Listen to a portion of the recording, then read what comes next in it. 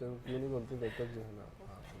अस्सलामुअलैकुम। सुबह पाकिस्तान की एक बहुत खूबसूरत सी सुबह में मैं हूं आपकी मेज़बान माहनूर कुरैशी और मेरे साथ हैं हाफिज़ नजमुस्सा की। उम्मीद करता हूँ आप लोग खैरियत से होंगे, जहाँ पर भी होंगे खुशबाश होंगे। अल्लाह आप सभी को महफूज रखे। ख़वातीनो हज़रात, कुरान करीम की सूरह निसा में अल्लाह ताला फरमाते हैं युबय्यिनुल्लाहु लकुम अन तज़िल्लू, जिसका ये मतलब है अल्लाह तुम्हारे लिए अहकाम की वजाहत करता है ताकि तुम गुमराह ना हो जाओ। और ये आयत पूरी की पूरी लिंक करती है इस पूरी सूरत के साथ, क्योंकि इस सूरह में बहुत सारे अहकामात की वजाहत की गई है। जिस तरीके से प्रॉपर्टी के लिए, इनहेरिटेंस के लिए, ऑर्फन्स के लिए और मिलिट्री ऑपरेशंस के लिए और पीस एंड जस्टिस के लिए, तो डेफिनेटली कुरान एक बेहतरीन ज़ाब्ता हयात है और वहाँ से बहुत सारी चीज़ें हमें मिलती हैं। हमारे डेली मर्रा के जो मामलात होते हैं इसमें बहुत सारी चीज़ें हमें यूज़फुल होती हैं।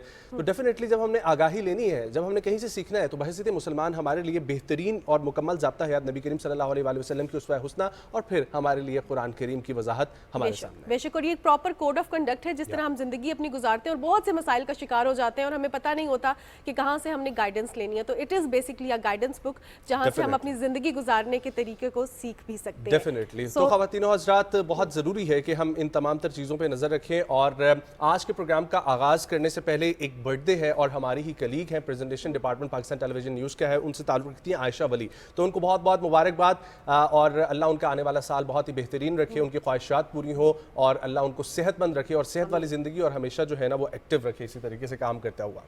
आगे बढ़ते हैं और जिक्र करते हैं हमारे निगरान वज़ीर आज़म अनवारुल हक काकड़ का। और कल उनका लाहौर में मौजूद थे वो, और लाहौर में उनकी मुख्तलिफ एक्टिविटीज़ थी, लेकिन ख़ास तौर पर जिसने पूरी कौम को मुतवज्जा किया और पर्सनली मैं बहुत इंप्रेस हुआ उस तमाम तर सिचुएशन से जो लाइव पाकिस्तान टेलीविजन न्यूज़ भी उसको कास्ट कर रहा था, मुख्तलिफ प्लेटफॉर्म्स पर भी आपको मिलेंगी। वज़ीर आज़म ने मुख्तलिफ एक्टिविटीज़ तो परफॉर्म की, लेकिन इसके साथ साथ उन्होंने लम्स यूनिवर्सिटी का दौरा किया और यूनिवर्सिटी के अंदर उनकी तलबा के साथ 1-to-1 जो है ना वो डिस्कशन हुई। और वहाँ पर उस डिस्कशन और उस सेशन के अंदर वज़ीर आज़म को बहुत सारे सवालात का सामना करना पड़ा लम्स के तलबा की तरफ से, लेकिन वज़ीर आज़म ने महानूर जिस तरीके से वो किया, उनको हैंडल किया, जो शफीक अंदाज उनका था और जिस तरीके से वो कर रहे थे, मुझे इससे पहले ऐसी कोई मिसाल जो है ना वो नज़र नहीं आती। हाँ, हमारे बचपन में शायद मुख्तलिफ वज़राए आज़म इस तरह करते रहे हों, लेकिन मुझे अपने ये तमाम तर करियर में ऐसी कोई चीज़ नज़र नहीं आई जिस तरीके से उन्होंने तलबा का सामना किया। और तलबा ने भी बहुत अच्छे सवालात किए, वो सवालात जो लोगों के दिलों में है वो किए और वज़ीर आज़म ने उनको मुकम्मल तरीके से एड्रेस किया। अच्छा, समटाइम्स ऐसा होता है कि जब किसी डिग्नेटरी ने आना होता है, वज़ीर आज़म ने आना होता है, तो तुलबा को रोक दिया जाता है सेमिनार्स में, वर्कशॉप्स में कि आपने ऐसे सवालात नहीं करने जिससे जो है उनको ये फील हो, बुरा लगे या उनको फील हो कि हम अकाउंटेबल हैं आपके। लेकिन उन्होंने प्रॉपरली निगरान वज़ीर आज़म ने ये शो किया कि हम वाकई अकाउंटेबल हैं और बहुत सख्त सवालात किए गए जिनका उन्होंने बहुत ग्रेसफुली जवाब दिया। No doubt, no doubt. मैं तमाम ही लोगों से ये रिक्वेस्ट करता हूँ, तलबा से और उनके वालिदैन से, कि अगर आप लोगों ने ये सेशन नहीं देखा तो ये सीखने के लिए एक बहुत अच्छा सेशन है। और इस किस्म के सेशंस मैं गवर्नमेंट से भी रिक्वेस्ट करता हूँ कि मजीद होने चाहिए, क्योंकि इससे बहुत पॉजिटिविटी जनरेट होती है।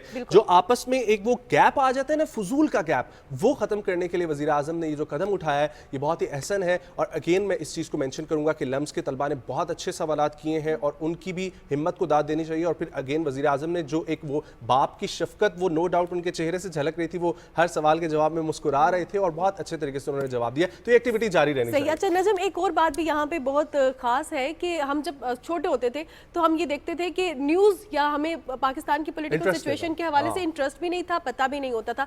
लेकिन आजकल ना सिर्फ यूनिवर्सिटी के तलबा और तालबात बल्कि स्कूल के बच्चे भी जानते हैं कि पाकिस्तान की पॉलिटिक्स में क्या हो रहा है, पाकिस्तान इंटरनेशनल लेवल पे कहाँ स्टैंड कर रहा है, कौन कौन सी रिसेंट डेवलपमेंट्स हो रही हैं। तो अपने आप को बाशऊर रखना रिगार्डिंग द पॉलिटिकल सिचुएशन बहुत ज्यादा आई थिंक जरूरी है। सो बेसिकली और एक और चीज भी, जिस तरह ना सिर्फ अपने आप को अप टू डेट रखना बल्कि तलबा और तालिबात को इतना हक होना कि वो सवाल कर सकें, इतना कॉन्फिडेंस होना। प्रीमियर ऑफ द स्टेट आप सवाल जो है सकते हैं। अगले टॉपिक की तरफ बढ़ने से पहले सिर्फ ये बताना चाहूंगा कि एक सवाल जो वज़ीर आज़म ने कहा कि हर दूसरा बंदा मुझसे पूछता है, वो इलेक्शन के हवाले से। तो इलेक्शन के हवाले से उन्होंने ये वजाहत की कि हमारा काम मुआवनत फराहम करना है और इलेक्शन कमीशन ऑफ पाकिस्तान उस पर काम कर रहा है। और ये आपको थ्रू हमारे प्रोग्राम भी पता चल रहा होगा, हर हफ्ते जो हमारा खुसूसी सेगमेंट होता है इलेक्शन कमीशन ऑफ पाकिस्तान के वो डिग्निटरीज के साथ, उनके एग्जीक्यूटिव मेंबर्स के साथ, वो भी हम आप लोगों को दिखाते हैं और उसमें भी बहुत कुछ अपडेट्स हैं। तो नो डाउट अब जो है ना वो मुल्क जा रहा है इलेक्शन की तरफ, और इलेक्शन के बाद ये अनसर्टेनिटी की जो थोड़ी बहुत सूरत हाल है ये भी खत्म होती हुई नजर आएगी। लेकिन इंतखाबी मुहिम जो है वो भी स्टार्ट हो जाएगी। लेकिन आज का जो दिन है, आज है जी 31 अक्टूबर, और आज 31 अक्टूबर का हम सबको बहुत ज्यादा इंतजार था, क्योंकि जो क्रिकेट के शायकीन है, आईसीसी क्रिकेट वर्ल्ड कप के हवाले से बात की जाए तो आज पाकिस्तान मैच खेलेगा बांग्लादेश के अगेंस्ट, और ईडन गार्डन में ये मैच खेला जाएगा। इससे पहले पाकिस्तान ने क्रिकेट वर्ल्ड कप के जो है 6 मैचेस खेले हैं, जिनमें से 2 पाकिस्तान जीता है, 4 में पाकिस्तान को शिकस्त का सामना करना पड़ा है। ऐसे सिचुएशन में हम ये भी देख रहे हैं कि पाकिस्तान कौमी क्रिकेट टीम के चीफ सेलेक्टर इंजमामुल हक ने अपने ओहदे से इस्तीफा दे दिया है, और इंजमामुल हक को 7 अगस्त 2023 को कौमी मेंस सिलेक्शन कमेटी का चीफ सेलेक्टर मुकर्रर किया गया था, और रवा माह उन्हें जूनियर मेंस सिलेक्शन की कमेटी का भी चीफ सेलेक्टर बनाया गया, लेकिन उन्होंने इस्तीफा दे दिया है। अब ये जो करंट सिचुएशन चल रही है, कल भी हमने आपको अपडेट किया रिगार्डिंग द सिचुएशन, और पाकिस्तान के लिए बड़ी क्रिटिकल सिचुएशन है। इसी के ऊपर बात करते हैं, यस डेफिनेटली, और इसी के ऊपर बात करने के लिए हमें ज्वाइन करें पाकिस्तान टेलीविजन न्यूज़ के कॉरेस्पॉन्डेंट ज़िशान क़य्यूम। ज़िशान, अस्सलाम वालेकुम, thank you so much for giving us time. उम्मीद करता हूँ आप खैरियत से होंगे। ज़िशान, मुझे ये बताइएगा कि बहुत सारी अपडेट्स जो है ना वो कल हमने देखे हैं क्रिकेट के हवाले से, और उसमें सबसे बड़ी अपडेट उछल कर सामने आती है हमारे चीफ सेलेक्टर की, इंजमामुल हक की। सो क्या कहेंगे इस पर, आपके पास क्या खबर है, वो भी कुछ शेयर करें। और ये जो बहुत सारे इबहाम पाए जा रहे हैं उनको भी मसले मसाइल थे, और ये क्या बात दुरुस्त है या कुछ और वजूहात हैं?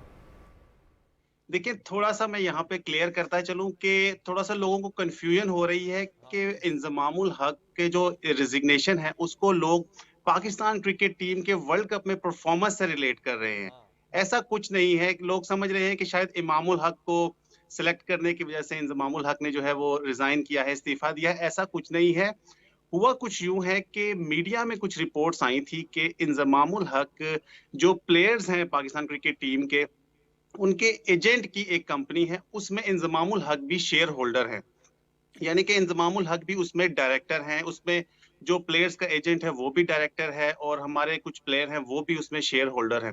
तो यहाँ पे आ रहा है कॉन्फ्लिक्ट ऑफ इंटरेस्ट, यानी कि आप एक चीफ सेलेक्टर भी हैं और आप प्लेयर्स की एक कंपनी के साथ मिलकर बिजनेस भी कर रहे हैं।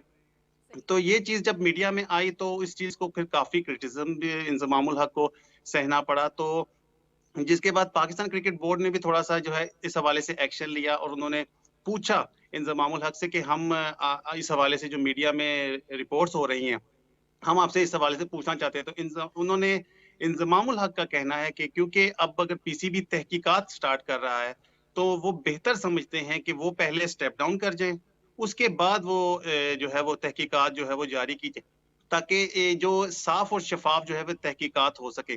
तो पीसीबी ने फिर 5 रुकनी अब कमेटी बना दी है इस हवाले से कि क्या ये कॉन्फ्लिक्ट ऑफ इंटरेस्ट है या नहीं है, क्योंकि इंजमामुल हक का कहना है कि ना तो उनका उस कंपनी से कोई रिलेशन है, ना ही वो वहां पर शेयर होल्डर हैं, और इसी तरह उस जो कंपनी है, जो प्लेयर्स एजेंट कंपनी है, उन्होंने भी स्टेटमेंट जारी की है कि इस तरह इंजमामुल हक या किसी भी प्लेयर का इस कंपनी से कोई रिलेशन नहीं है।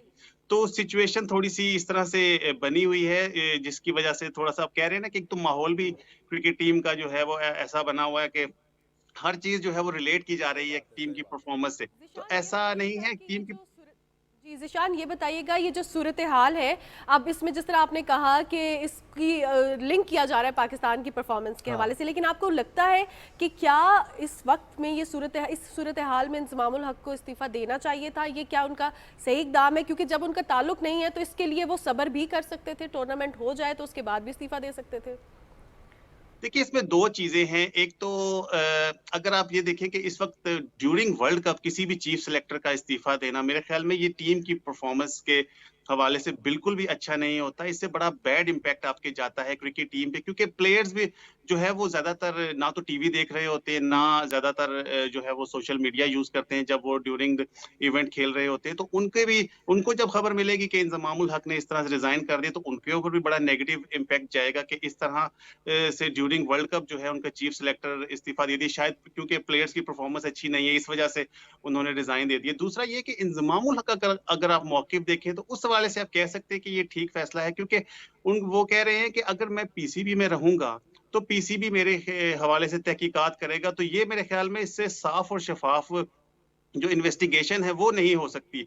तो उन्होंने बेहतर ये समझा कि फिलहाल वो स्टेप डाउन करते हैं, तहकीकात हो जाए। अगर उनकी ये भी स्टेटमेंट आई है कि अगर वो गिल्टी नहीं होते, तो वो दोबारा चीफ सेलेक्टर के ओहदे पर जो है वो दोबारा काम शुरू कर देंगे। तो ये 2 चीज़ें हैं, लेकिन इन चीज़ों की टाइमिंग मेरे ख़्याल में वो ठीक नहीं है।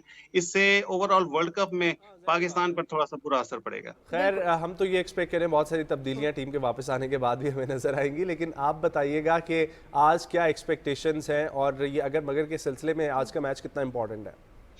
देखिए, मैच तो अब अगले तीनों आपके बहुत इम्पोर्टेंट है, क्योंकि आपने सिर्फ जीतना नहीं है, अच्छे मार्जिन से जीतना है और फिर आपने उम्मीद करनी है कि ऑस्ट्रेलिया और न्यूजीलैंड जो है वो अपने मैचेस हारें। मेरे ख्याल में ये दुआएं नहीं, अब दुआओं पर काम नहीं चल रहा, बददुआओं पर काम चला गया है क्योंकि हम दूसरी टीमों के जो है वो हारने का भी वेट कर रहे हैं। बहरहाल सिचुएशन इस तरह से है कि पाकिस्तान की टीम जो है अब आज बांग्लादेश के खिलाफ मैच खेल रही है और 3 जो है वो चेंजेस एक्सपेक्टेड हैं आज के मैच में। एक तो फ़खर ज़मान फिट हो गए हैं, जिनको नी इंजरी हो गई थी और वो पिछले 2 मैचेस नहीं खेल सके थे। उन्होंने गुज़िश्ता रोज़ प्रैक्टिस में सेशन में हिस्सा लिया, वो बिल्कुल फिट नज़र आ रहे थे और उम्मीद है कि आज वो इमामुल हक को रिप्लेस करेंगे, क्योंकि इमाम जिस तरह से पिछले 2-3 मैचेस में उन्होंने आउट हुए हैं, वो अपनी विकेट खोए हैं। मेरे ख्याल में उनकी जगह, क्योंकि अब्दुल्ला शफीक बिल्कुल ठीक जा रहे हैं और वो अच्छा स्टार्ट टीम को दे रहे हैं, तो इमाम को रिप्लेस कर सकते हैं फ़खर। दूसरा मोहम्मद नवाज़ की परफ़ॉर्मेंस उस तरह से है नहीं जिस तरह से उनसे एक्सपेक्ट किया जा रहा था कि एक वो बेहतरीन ऑल-राउंडर हैं, तो उनको ऑल-राउंडर का हक अदा करना चाहिए। लेकिन ना तो वो बैटिंग में उस तरह से आपको अपना आउटपुट दे रहे हैं, ना ही वो बॉलिंग में दे रहे हैं। सही। आपने देख लिया कि जो साउथ अफ्रीका के खिलाफ आखिरी ओवर था, उसमें भी फील्ड जिस तरह की सेट की गई थी, उस तरह की जो है वो नवाज़ ने बॉलिंग नहीं की और पाकिस्तान वो मैच हार गया था। इसके सही अलावा बात हसन अली भी जो है वो फिट हो चुके हैं और वो भी रिप्लेस कर सकते हैं। उसामा मीर भी टीम में आ सकते हैं। तो ये 3-4 चेंजेस जो हैं ये आज एक्सपेक्टेड हैं, लेकिन मेरे ख्याल में ये टॉस के वक़्त ही हमें पता चलेगा कि आज पाकिस्तान की फाइनल 11 क्या है। अच्छा जिशान, कुछ अंदर से अपडेट्स जो हमारे पास आ रही हैं या जो स्पेकुलेशंस चल रही हैं उनके बारे में आपके पास क्या अपडेट है, हम वो जानना चाहेंगे कि पीसीबी के अंदर बहुत सारे तहफ़्फ़ुज़ात का शिकार भी है, टीम को लेकर भी और कॉन्ट्रैक्ट्स प्लेयर्स को के हवाले लेकर से भी, भी। कॉन्ट्रैक्ट्स के हवाले से भी, तो अपडेट क्या है? देखिए, जब आपकी टीम हमेशा अच्छा खेलती है तो अच्छी खबरें आ रही होती हैं। जब बुरा खेलती है तो हमेशा सोशल मीडिया के थ्रू या ऐसे कुछ अफ़वाहों का एक ऐसा बाज़ार गर्म हो जाता है कि फिर वो इतनी ज़्यादा अफ़वाहें फैलती हैं कि लोग उस पर यकीन करना शुरू हो जाते हैं कि जिस तरह प्लेयर्स में थोड़ी-सी रिफ्ट है या प्लेयर्स जो हैं वो उस तरह से परफ़ॉर्म नहीं करना चाह रहे या उनके बोर्ड के साथ मामलात ठीक नहीं चल रहे। इस तरह की खबरें चलती रहती हैं। फिर आपने देखा कि एक बाबर आज़म की जो व्हाट्सएप चैट है, उसके हवाले से भी एक बड़ा तनाज़ा खड़ा हो गया था। एक मीडिया चैनल ने जिस तरह से दिखाया उनकी व्हाट्सएप चैट को, फिर उनको मीडिया चैनल को खुद ही उसको जो है वो उसकी अपॉलजी करनी पड़ी कि ये उन्होंने ठीक काम नहीं किया। तो सही। देखिए, क्रिकेट हमारी जो नेशन है वो क्रिकेट क्रेजी है बहुत ज्यादा, तो वो अपनी टीम को जीतता हुआ देखना चाहती है। तो जब उनके दिल टूटते हैं तो फिर जाहिर सी बात है वो फिर कोई ना कोई जवाब ढूंढते हैं कि क्या वजूहात थी कि हमारी टीम उस तरह से अंडर परफॉर्म कर रही है। तो इस किस्म के फिर जो है वो अफवाहें निकलती हैं। बहरहाल ये इवेंट खत्म हो जाए उसके बाद हमेशा पाकिस्तान क्रिकेट बोर्ड जो है वो तहकीकात करता है, फॉर्मर प्लेयर्स को बुलाता है। अभी भी ये सिलसिला जारी है कि फॉर्मर प्लेयर से पूछा जा रहा है, लेकिन मेरे ख्याल में इसकी टाइमिंग अभी ठीक नहीं है। वर्ल्ड कप खत्म हो जाए, उसके बाद इन तमाम मामलात को सामने रखना चाहिए। सही। अच्छा ज़िशान, जिस तरह आपने बात की कि अफवाहें फैलाई जा रही हैं, जब टीम अच्छा खेल रही होती है तो अच्छी खबरें हाँ। आ रही होती हैं, लेकिन जब बुरी खबरों के हवाले से बात करें, कहीं ना कहीं इसका इम्पैक्ट तो होता ही है। तो ऐसे में जिस तरह आपने कॉन्ट्रैक्ट के हवाले से बात की, अफवाहों के हवाले से बात की, कुछ पेमेंट्स के हवाले से भी सोशल मीडिया पर खबरें फैलाई जा रही हैं, तो इस पर आपको क्या लगता है कि एक काउंटर चेक, एक फैक्ट चेक या पीसीबी का क्या रोल होना चाहिए? और इसके साथ साथ जिस तरह आज हम बात करें कि चीफ सेलेक्टर ने इस्तीफा दे दिया है, तो इसमें पीसीबी की जो पॉलिसी है उसके हवाले से भी अगर आप नजर डालना चाहें कि क्या एज अ कंसल्टेंट भी किसी ऑर्गेनाइजेशन के साथ टीम सिलेक्शन में किसी भी तरीके से क्या इसकी पॉलिसी है कि नहीं पार्टिसिपेट कर सकते, या कुछ ऐसा था? बिकॉज ये बहुत एब्रप्ट हुआ है कि इंजमामुल हक ने इस्तीफा दे दिया और ड्यूरिंग द टूर्नामेंट, और ये टूर्नामेंट ऐसा है कि बहुत इंपॉर्टेंट टूर्नामेंट है, इसको इग्नोर नहीं किया जा सकता। तो इस पर क्या कहेंगे आप? बिल्कुल, मैंने आपको पहले भी कहा कि इन तमाम चीज़ों की टाइमिंग बड़ी गलत है। फिर पहले हमने देखा कि प्लेयर्स का सेंट्रल कॉन्ट्रैक्ट का इश्यू चलता रहा और प्लेयर्स जो हैं उनको गुज़िश्ता 5 माह से जो है वो तनख्वाह भी नहीं मिली, यानी कि उनको सैलरीज भी नहीं मिली और वो वर्ल्ड कप में आ गए। लेकिन अब पता चला है कि प्लेयर्स को ईमेल के थ्रू जो है वो सेंट्रल कॉन्ट्रैक्ट भेजा गया है और कई प्लेयर्स ने साइन भी कर दिए हैं। इनका पहले इशू चल रहा था कि वो एक तो अपनी सैलरीज इंक्रीज करवाना चाहते थे, जो कि एटलीस्ट 200% जो है वो इंक्रीज हुई है। इसके अलावा वो आईसीसी के जो प्रॉफिट है पीसीबी को, उसमें से भी अपना शेयर मांग रहे थे। तो पीसीबी ने सारी बातें उनकी मान ली थी। तो अभी ये जो है वो बताया जा रहा है कि प्लेयर्स ने सेंट्रल कॉन्ट्रैक्ट पर साइन कर दी है। तो ये तो तकरीबन इशू जो है वो सेटल होता नजर आ रहा है, क्योंकि 3 साल के लिए अब उनको ये सेंट्रल कॉन्ट्रैक्ट दिया गया है। दूसरी बात ये है कि जिस तरह से आप देख रहे हैं कि कैप्टनसी के हवाले से या प्लेयर्स की आपस में उस तरह से जेल नहीं हो रही। बिल्कुल देखिए, कोई तो इशू है जिसको एड्रेस करना पड़ेगा कि आपकी टीम इतना अच्छा परफॉर्म कर रही थी, फेवरेट्स थे आप वर्ल्ड कप से पहले, और आपने देखिए पाकिस्तान सिर्फ इस तरह से नहीं है, इंग्लैंड की टीम को आप देख लें कि वो 10वें नंबर पे बैठी हुई है।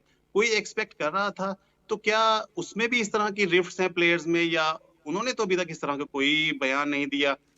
बेसिकली आपकी जो बोर्ड होता है उसको प्लेयर्स को प्रोटेक्ट करना होता है। अगर कोई अच्छा इश्यूज जिशान, हैं भी तो जिशान मोहन, लास्ट क्वेश्चन मुझे ये बताइएगा कि टीम के अंदर की इस वक्त क्या अपडेट है, वहां पर प्लेयर्स के आपस की डिस्कशन अगर कुछ या टीम के जितने भी लोग वहां पर मौजूद है उस हवाले से कोई अपडेट हो, या गेमिंग स्ट्रैटेजी के हवाले से, क्योंकि पिछले मैचेस जो है पाकिस्तान हारा है, तो अब जो 3 मैचेस है ना सिर्फ जीतने हैं बल्कि अच्छे मार्जिन से जीतने हैं, तो अब क्या आपको लगता है कि क्रिकेट की आज स्ट्रैटेजी होगी पाकिस्तानी टीम की? देखिए, पाकिस्तान क्रिकेट टीम के हेड कोच जो हैं ग्रांट ब्रैडबर्न, उन्होंने गुज़िश्ता रोज प्रेस कॉन्फ्रेंस की और बड़े उन्होंने ना बोल्ड आंसर दिए। उन्होंने सबसे पहले ये कहा कि हमने अच्छी क्रिकेट बिल्कुल भी नहीं खेली जिस तरह की हमें खेलनी चाहिए थी, या कोई भी हम एक्सपेक्ट खुद भी नहीं कर रहे थे कि हम इस तरह की क्रिकेट जो है वो खेलेंगे, कि कंडीशंस इस तरह की हैं कि हम सूट करती थे हमें एशियन कंडीशंस। तो हमने एक तो क्रिकेट अच्छी नहीं खेली, दूसरा अब हमें क्रिकेट ना सिर्फ अच्छी खेलनी है बल्कि क्वालिटी क्रिकेट खेलनी है। तीसरा उन्होंने पॉइंट किया, उन्होंने कहा कि देखिए तमाम टीमें जो हैं वो वर्ल्ड कप 4 साल बाद आता है, तो वो 4 साल पहले ही तैयारियां शुरू कर देते हैं। हम यहाँ पे 4 माह पहले तैयारियां कर रहे हैं। तो 4 माह पहले तैयारियां करेंगे तो उजलत में फैसले होंगे और उस तरह से प्लेयर जो हैं वो जेल भी नहीं होंगे, आपकी टीम कॉम्बिनेशन भी अच्छा नहीं बनेगा। मैचेस में एटलीस्ट हम लोग जीत जाएं, कुछ तो इज्जत बच जाए और आखिरी मैचेस में कुछ इतने अच्छे मार्जिन से हम लोग जीते कि हम लोग भी खुश हो जाएं टीम को देखते हुए। बहुत शुक्रिया जिशान कयूम अपडेट करने के लिए।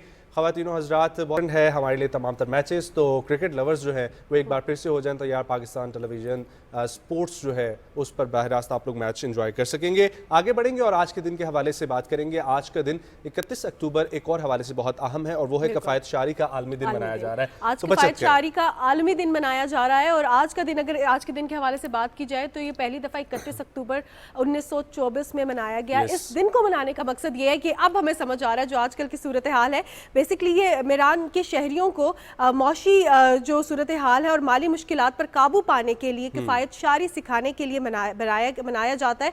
और इसमें बेसिकली होता ये है कि हम जो बेदरेक चीज़ें खरीद रहे होते हैं, बेदरेक हम होर्डिंग कर रहे होते हैं और हमें आदत होती है, हम कहते हैं ना हम शॉपिंग लवर्स हैं, तो आज का दिन इस हवाले से मनाया जाता है ताकि हमें बताया जा सके कि किफ़ायत शारी कितनी ज़रूरी है। और किफ़ायत शारी से बेसिकली इकोसिस्टम पे बहुत अच्छा असर पड़ता है। हमारा जो इकोसिस्टम है ये बेहतर होता है जब हम रिसाइकिल करते हैं, रिसाइकिल करते हैं। और रिसाइकिल के हवाले से बहुत सारी नई ऐप्स भी हमारे पास अवेलेबल हैं कि आप लोग कपड़े रिसाइकिल करें, जूते रिसाइकिल करें, बहुत सारी ऐसी चीज़ें हैं जो रिसाइकिल हो सकती हैं, तो वाई नॉट उसको किया जाए। और ज़्यादा से ज़्यादा कपड़ों से भी अवॉइड करना चाहिए, क्योंकि इस वक्त कहा जाता है कि एक तो कार्बन इंडस्ट्री जिस तरीके से है, जिस तरीके से ये फ्यूलिंग इंडस्ट्री है, ये तो अपना कार्बन वो एक्सेजरेट करती है, लेकिन उसके साथ साथ जो है ना फैशन इंडस्ट्री वो सेकंड लार्जेस्ट इंडस्ट्री है जो इस किस्म के फिजाई आलूदगी में अपना किरदार अदा करी है। तो वो भी बचत होगी और आपके पैसों की भी बचत होगी जो किसी अच्छी जगह पे लग सकते हैं, आपकी अपनी बेहतरी के लिए लग सकते हैं। क्योंकि बेसिक जो नेसेसिटी होती है ना, वहाँ पर मेरा ख्याल है कि हमेशा पैसा लगाना वो इंपॉर्टेंट होता है, ना कि आप लग्जरी पे इन्वेस्ट करें। हाँ, लग्जरी पे इन्वेस्ट करने में कहीं कहीं पे फायदा होता है अगर आपके पास बहुत ज़्यादा जो है ना वो पैसा हो। सो आगे बढ़ेंगे और आज के एक और इंपॉर्टेंट दिन है उसके हवाले से भी हम लोग बात करेंगे। और आज दुनिया भर में शहरों का आलमी दिन मनाया जा रहा है। शहर बहुत इंपॉर्टेंट होते हैं, सिटीज़ हमेशा से एक डेवलपमेंट का निशान होते हैं और किसी भी मुल्क के इंफ्रास्ट्रक्चर की पहचान होते हैं। तो सिटीज़ डे आज मनाया जा रहा है और इसका मौजू है आलमी सतह तक पहुंचने के लिए मकामी सतह पर काम करें। और अक़वाम मुत्तहिदा के तहत ये दिन 2013 में पहली मरतबा बनाया गया था और जिसका मकसद था कि शहरों के फैलने के बारे में आलमी बरादरी में आगाही पैदा करना या इस चैलेंज से निपटने के लिए ताउन को फ़रोग देना। और जहां पर शहर बढ़ रहे हैं वहीं पर बहुत सारे मसले मसाइल भी बढ़ जाते हैं और उसमें सबसे बड़ा मसला आता है पॉपुलेशन का, क्योंकि हम लोग देखते हैं किसी भी कंट्री के अंदर जहां पर शहर बसता है वहां पर लोग रोजगार के लिए ज्यादा से ज्यादा जाते हैं और यही कंडीशन हमारे पाकिस्तान में भी है। और आप इस्लामाबाद की सिचुएशन देखें वहां नूर, तो इस्लामाबाद की सिचुएशन में हम लोग को ये नजर आता है कि एक वक्त में आज से 10-15 साल पहले इस्लामाबाद में चंद एक लोग निकलते थे, नजर आते थे और ये ईद और इस किस्म के तमाम तर जो भी फेस्टिविटी होती वहां पर शहर खाली होता था, इस्लामाबाद खाली होता था। और अब हम देख रहे हैं कि इस्लामाबाद भी बढ़ता जा रहा है और जब कोई भी शहर बढ़ता है तो इंफ्रास्ट्रक्चर की डेवलपमेंट बहुत ज्यादा जरूरी है। जिस तरह पॉपुलेशन बढ़ती है तो इस तरह इंफ्रास्ट्रक्चर के साथ साथ मुल्क के रिसोर्सेज भी लगते हैं। सो जब भी वर्ल्ड सिटीज डे बनाया जाता है तो इसका मकसद ये है कि जब भी कोई सिटी बनाई जाए, जब भी कोई सिटी आबाद की जाए या उसको एक्सटेंड किया जाए तो वहाँ पे जो रिसोर्सेज है उनको देखा जाए। क्योंकि अब हम देख रहे हैं कि जिस तरह शहर बढ़ रहे हैं, इस्लामाबाद भी इतना बढ़ रहा है, लाहौर कराची तो वैसे भी इस्लामाबाद से बहुत बड़े शहर है, तो पानी की कमी हम देख रहे हैं, बिजली की कमी है, इसी तरह गैस की भी एजुकेशन इश्यूज आ रहे हैं। तो बेसिक नेसेसिटीज की कभी भी प्रॉब्लम नहीं होनी चाहिए और शहर बनते ही इसलिए हैं कि आपके मुल्क की जितनी भी आबादी है उन सबको एटलीस्ट बेसिक नेसेसिटीज जो है ना वो बुनियादी ज़रूरियात वो मिलनी चाहिए। और जब भी मैं बुनियादी ज़रूरियात की बात करता हूँ तो हमेशा ये बात मैं लाजमी उजागर करता हूँ कि 2 बुनियादी ज़रूरियात हैं, ये उन कंट्रीज़ के लिए जो डेवलपिंग या अंडर डेवलप हैं, लेकिन एक्चुअल में हमें ये नहीं भूलना चाहिए कि 3 बुनियादी ज़रूरियात होती हैं, एक सेहत, एक तालीम और एक एंटरटेनमेंट। और ये हमें ज़्यादा से ज़्यादा एंटरटेनमेंट के मौके मिलने चाहिए, जितने भी हों वो कम है। आगे बढ़ेंगे और एंटरटेनमेंट के लिए बच्चों की एंटरटेनमेंट हो या बड़ों की एंटरटेनमेंट बहुत जरूरी है। चिड़ियाघर जो है ना वो बड़ा इंपॉर्टेंट होता है और चिड़ियाघर हर शहर में बसाया जाता है ताकि वहां पर लोगों को सिखाया जा सके और खासतौर पे हमारी आने वाली जनरेशन जो है उनको दिखाया जा सके कि ये भी लूक है अल्लाह की और इनसे कैसा बर्ताव करना है, इनकी क्या हैबिटेट्स हैं, ये क्या किस तरीके से मुनफरिद है और बड़े खूबसूरत से जानवर है और उनका ख्याल रखा जाता है। और इसी तरीके से चिड़ियाघर लाहौर के बड़े मशहूर है, लेकिन लाहौर का सफारी पार्क जो है वो बड़ा ही एक अपग्रेडेशन के लिए अब तैयार हो रहा है, इसलिए वहाँ से जितने भी जानवर हैं उनको अच्छे तरीके से माहौलियात का ख्याल रखते हुए परिंदों और जानवरों की मुंतकली को मुमकिन बनाया जा रहा है। और ये लाहौर के 2 जो मजीद चिड़ियाघर हैं उनमें शिफ्ट किया जाएगा, जिसमें वाइल्ड लाइफ पार्क जल्लो जो है उसमें और छांगा मांगा जो पार्क है उसमें होगा, बल्कि जब जो सफारी पार्क है उसके जानवरों को उधर ही मुंतकिल किया जाएगा। जब मुंतकिली के हवाले से बात करते हो तो उसमें बड़ी सेफ एंड सिक्योर सिस्टम को मद्देनजर रखना जरूरी है। कुछ जानवरों की जो मुंतकिली है उसको उस पर इस चीज पे गौर किया जा रहा है कि उनको बेहोश करके मुंतकिल किया जाएगा और कुछ को बोमा टेक्निक के जरिए बेहोश किया जाएगा। बोमा टेक्निक एक ऐसी टेक्निक होती है जिसमें या तो आप जानवरों को कोई लालच देते हैं, एक टनल बना देते हैं, एक रास्ता बना देते हैं और जहां पे उनको ट्रांसफर करना होता है वो खुद वहां पे ट्रांसफर हो जाते हैं सेफ एंड सिक्योर वे में। तो हम इस ट्रांसफॉर्मेशन के हवाले से भी बात करेंगे जिस पर गौर किया जा रहा है, जानवरों की मुंतकिली पर गौर किया जा रहा है। और उस पर बात करने के लिए आज हमारे साथ प्रोग्राम में बिलाल अफजल साहब मौजूद हैं जो कि सूबाई वजीर बराए माहौलियात, मनसूबाबंदी, तरक्की, जंगली हयात और जंगलात पंजाब है। सबसे पहले तो बिलाल साहब आपको खुशामदीद कहते हैं प्रोग्राम में। बिलाल साहब बहुत शुक्रिया वक्त निकालने के लिए, उम्मीद करता हूँ आप खैरियत से होंगे। सर ये बताइएगा कि अपग्रेडेशन का मरहला जब आपके सामने आया तो क्या क्या चैलेंजेस सामने थे और कितने अरसे से इस तमाम तर सिचुएशन पे काम चल रहा था और फाइनली अब इसको मुमकिन बनाया जा रहा है? देखिए, हम लोगों की जो ओवरऑल डेवलपमेंट का स्ट्रैटेजी थी वो ये थी कि हमारे पास जितना टाइम है उसके अंदर हम सिर्फ वो काम स्टार्ट करें जो कि हम खत्म कर सकें।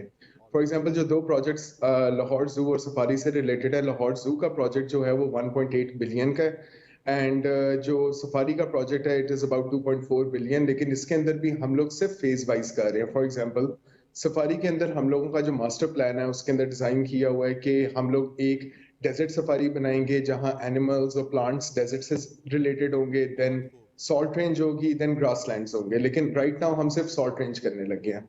वो एक एज डेवलप होगा, it will be a 30-minute safari जिसके अंदर आपको सॉल्ट रेंज से रिलेटेड एनिमल्स जो है वो नजर आएंगे और उधर का जो एनवायरनमेंट है वो भी हम लोग सॉल्ट रेंज जैसा बनाया होगा। इसके अलावा हम लोग सफारी के अंदर एक एक्वेरियम बना रहे हैं। एक्वेरियम जो है वो if you seen Dubai aquarium तो दुबई एक्वेरियम से बहुत मिलता जुलता होगा, लेकिन उसका स्केल हमने छोटा रखा है क्योंकि Dubai aquarium was a project of $500 million। हम लोगों का जो प्रोजेक्ट है वो 500 million रुपीस का है, तो हमें उसके हिसाब से स्केल करना पड़ा है एंड टाइम के हिसाब से कंस्ट्रेंट कि जो चीज हम लोग जनवरी 31 तक खत्म कर सकें सिर्फ हम वो स्टार्ट करें। बिलाल अब अगर हम जू के हवाले से बात करें तो बहुत से लोग इंटरनेशनली जानवरों के हकूक पर जब बात करते हैं तो चिड़ियाघर के अगेंस्ट बात करते हैं। इंटरनेशनली अब इस तरह के जू बनाए जाते हैं, इस तरह के चिड़ियाघर बनाए जाते हैं कि रात को बारिश के वक्त सर्दियों में जानवरों को शेल्टर भी प्रोवाइड किया जा सके। सामने उनके पिंजरे होते हैं, पीछे बड़े बड़े कमरे होते हैं, चाहे उसमें कितना भी बड़ा जानवर है, वो चाहे हाथी है, उसके लिए भी जगह बनाई जाती है। तो क्या इस जू की जो अपग्रेडेशन है उस पर इंटरनेशनल स्टैंडर्ड्स को मद्देनजर रखा जा रहा है?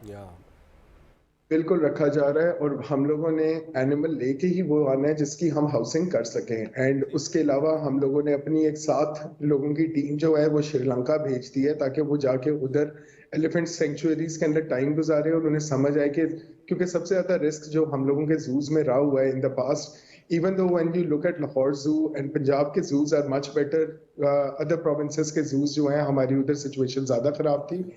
एलिफेंट्स का हमें तरीका नहीं आता, बाकी एनिमल्स हम लोग एंटेलोप्स वगैरह जो है वो ठीक तरीके से रख लेते हैं, बट नॉनदलेस हम लोगों ने ट्रेनिंग के लिए भी लोग भेज दिए हैं। इसके अलावा हम लोगों ने एक कंसल्टेंट दुबई के अंदर एंगेज किए हैं जो कि minimum standards and not only for the zoos, हम लोगों ने वाइल्ड लाइफ कैप्टिव रूल्स भी जो पास किए हैं, उसमें लोगों ने 10-10 मंडले के घरों के ऊपर शेर रखे हुए हैं। हम लोग उसमें डिफाइन करेंगे कि अगर आपने कौन सा एनिमल रखना है तो आपने उसकी हाउसिंग किस किस्म की होनी चाहिए, कि वेदर वो पॉपुलेशन में हो सकता है कि नहीं हो सकता। तो ये वाले रूल्स भी हम लोग जो हैं वो पास कर रहे हैं। अच्छा बिलाल साहब, ये भी फरमाइएगा कि मुझे अपनी को एंकर के सवाल से ही एक सवाल जहन में आया, और वो ये है कि जिस तरीके से उन्होंने कहा कि अब दुनिया तरक्की कर रही है और बहुत सारे ऐसे इदारे हैं जो अगेंस्ट बात करते हैं चिड़ियाघरों के, तो एक कॉन्सेप्ट नया निकाला गया था। इन्होंने जिस तरीके से बताया कि शेल्टर प्रोवाइड किया जाएगा, उनके कमरे बनाए जाएंगे, लेकिन एक नया कॉन्सेप्ट भी है जुरासिक वर्ल्ड और जुरासिक पार्क। अगर आपने देखी है तो आपको पता होगा कि अगर आपने जानवरों को देखने जाना है, उनको एक्सपीरियंस करने जाना है, तो आप एक महफूज सी जो गाड़ी है उसमें बैठ के जाएंगे और वो अपनी फ्रीली हैबिटेट में जो है वो घूम रहे हैं। बिल्कुल, और आप उनको तंग भी नहीं कर रहे, आप उनसे महजूज भी हो रहे हैं, और वो लोग भी, उनके पास एक लार्जर स्पेस है। तो ये क्या मुमकिन बनाया जा सकता है? और अगर मुमकिन बनाया जा सकता है तो छांगा मंगा मेरा ख्याल है इसके लिए बेहतरीन जगह होगी लाहौर के अंदर। सफारी का कॉन्सेप्ट यही है। सफारी के अंदर जो है वी हैव हमारा सिंगल केज जो है इट्स अबाउट 35 एकर्स, तो उसके अंदर आपको घूमते हुए 30 मिनट्स लग जाएंगे और सारे एनिमल्स जो हैं ओपन होंगे। जू के हम सारे केजेस को रीडिजाइन कर रहे हैं। हम मिनिमम स्टैंडर्ड्स जो इंटरनेशनल देखे जाते हैं, बिकॉज आई अंडरस्टैंड कि कुछ लोग कहते हैं कि जूस होने ही नहीं चाहिए, लेकिन हमारे पास एंटरटेनमेंट के, जैसे आपके पिछले सेगमेंट में आप बात कर रहे थे, हमारे पास एंटरटेनमेंट के मौके हैं ही नहीं। तो हम लोग अपने जूस को ऐसे क्रैक डाउन नहीं कर सकते, हम उन्हें बेहतर कर सकते हैं। क्योंकि आप देखें तो जूस के अंदर specially on public holidays not only Lahore बल्कि आपके इर्द गिर्द सारे शहरों से जो है वो लोग आते हैं, एंड ये एक अफोर्डेबल एंटरटेनमेंट है which is very necessary for Lahore, but yes we need to do it properly. सही बिलाल साहब, जिस तरह आप एंटरटेनमेंट के हवाले से बात कर रहे हैं, अक्सर औकात लोग ये इस वजह से कहते हैं कि जब हम जू जाते हैं, अपने बच्चों के साथ चिड़ियाघर जाते हैं, तो जानवरों की हालत ज़ार देखकर हमें अफसोस होता है। और पाकिस्तान में भी बहुत से एक्टिविस्ट हैं, एनिमल राइट एक्टिविस्ट हैं, जिन्होंने इस पर आवाज़ उठाई है। तो क्या जब जिस तरह एक चीज़ बड़ी अच्छी लगी मुझे जानकर कि बोमा टेक्निक के जरिए उनको मुंतकिल किया जाएगा या उनको बेहोश करके, तो इसके अलावा भी क्या उनकी वैक्सीनेशन, क्या उनकी प्रॉपर केयर के हवाले से भी कोई मैकेनिज्म बनाया जा रहा है? क्योंकि अपग्रेडेशन का फायदा तो आवाम को है, जानवरों का क्या फायदा होगा इसमें?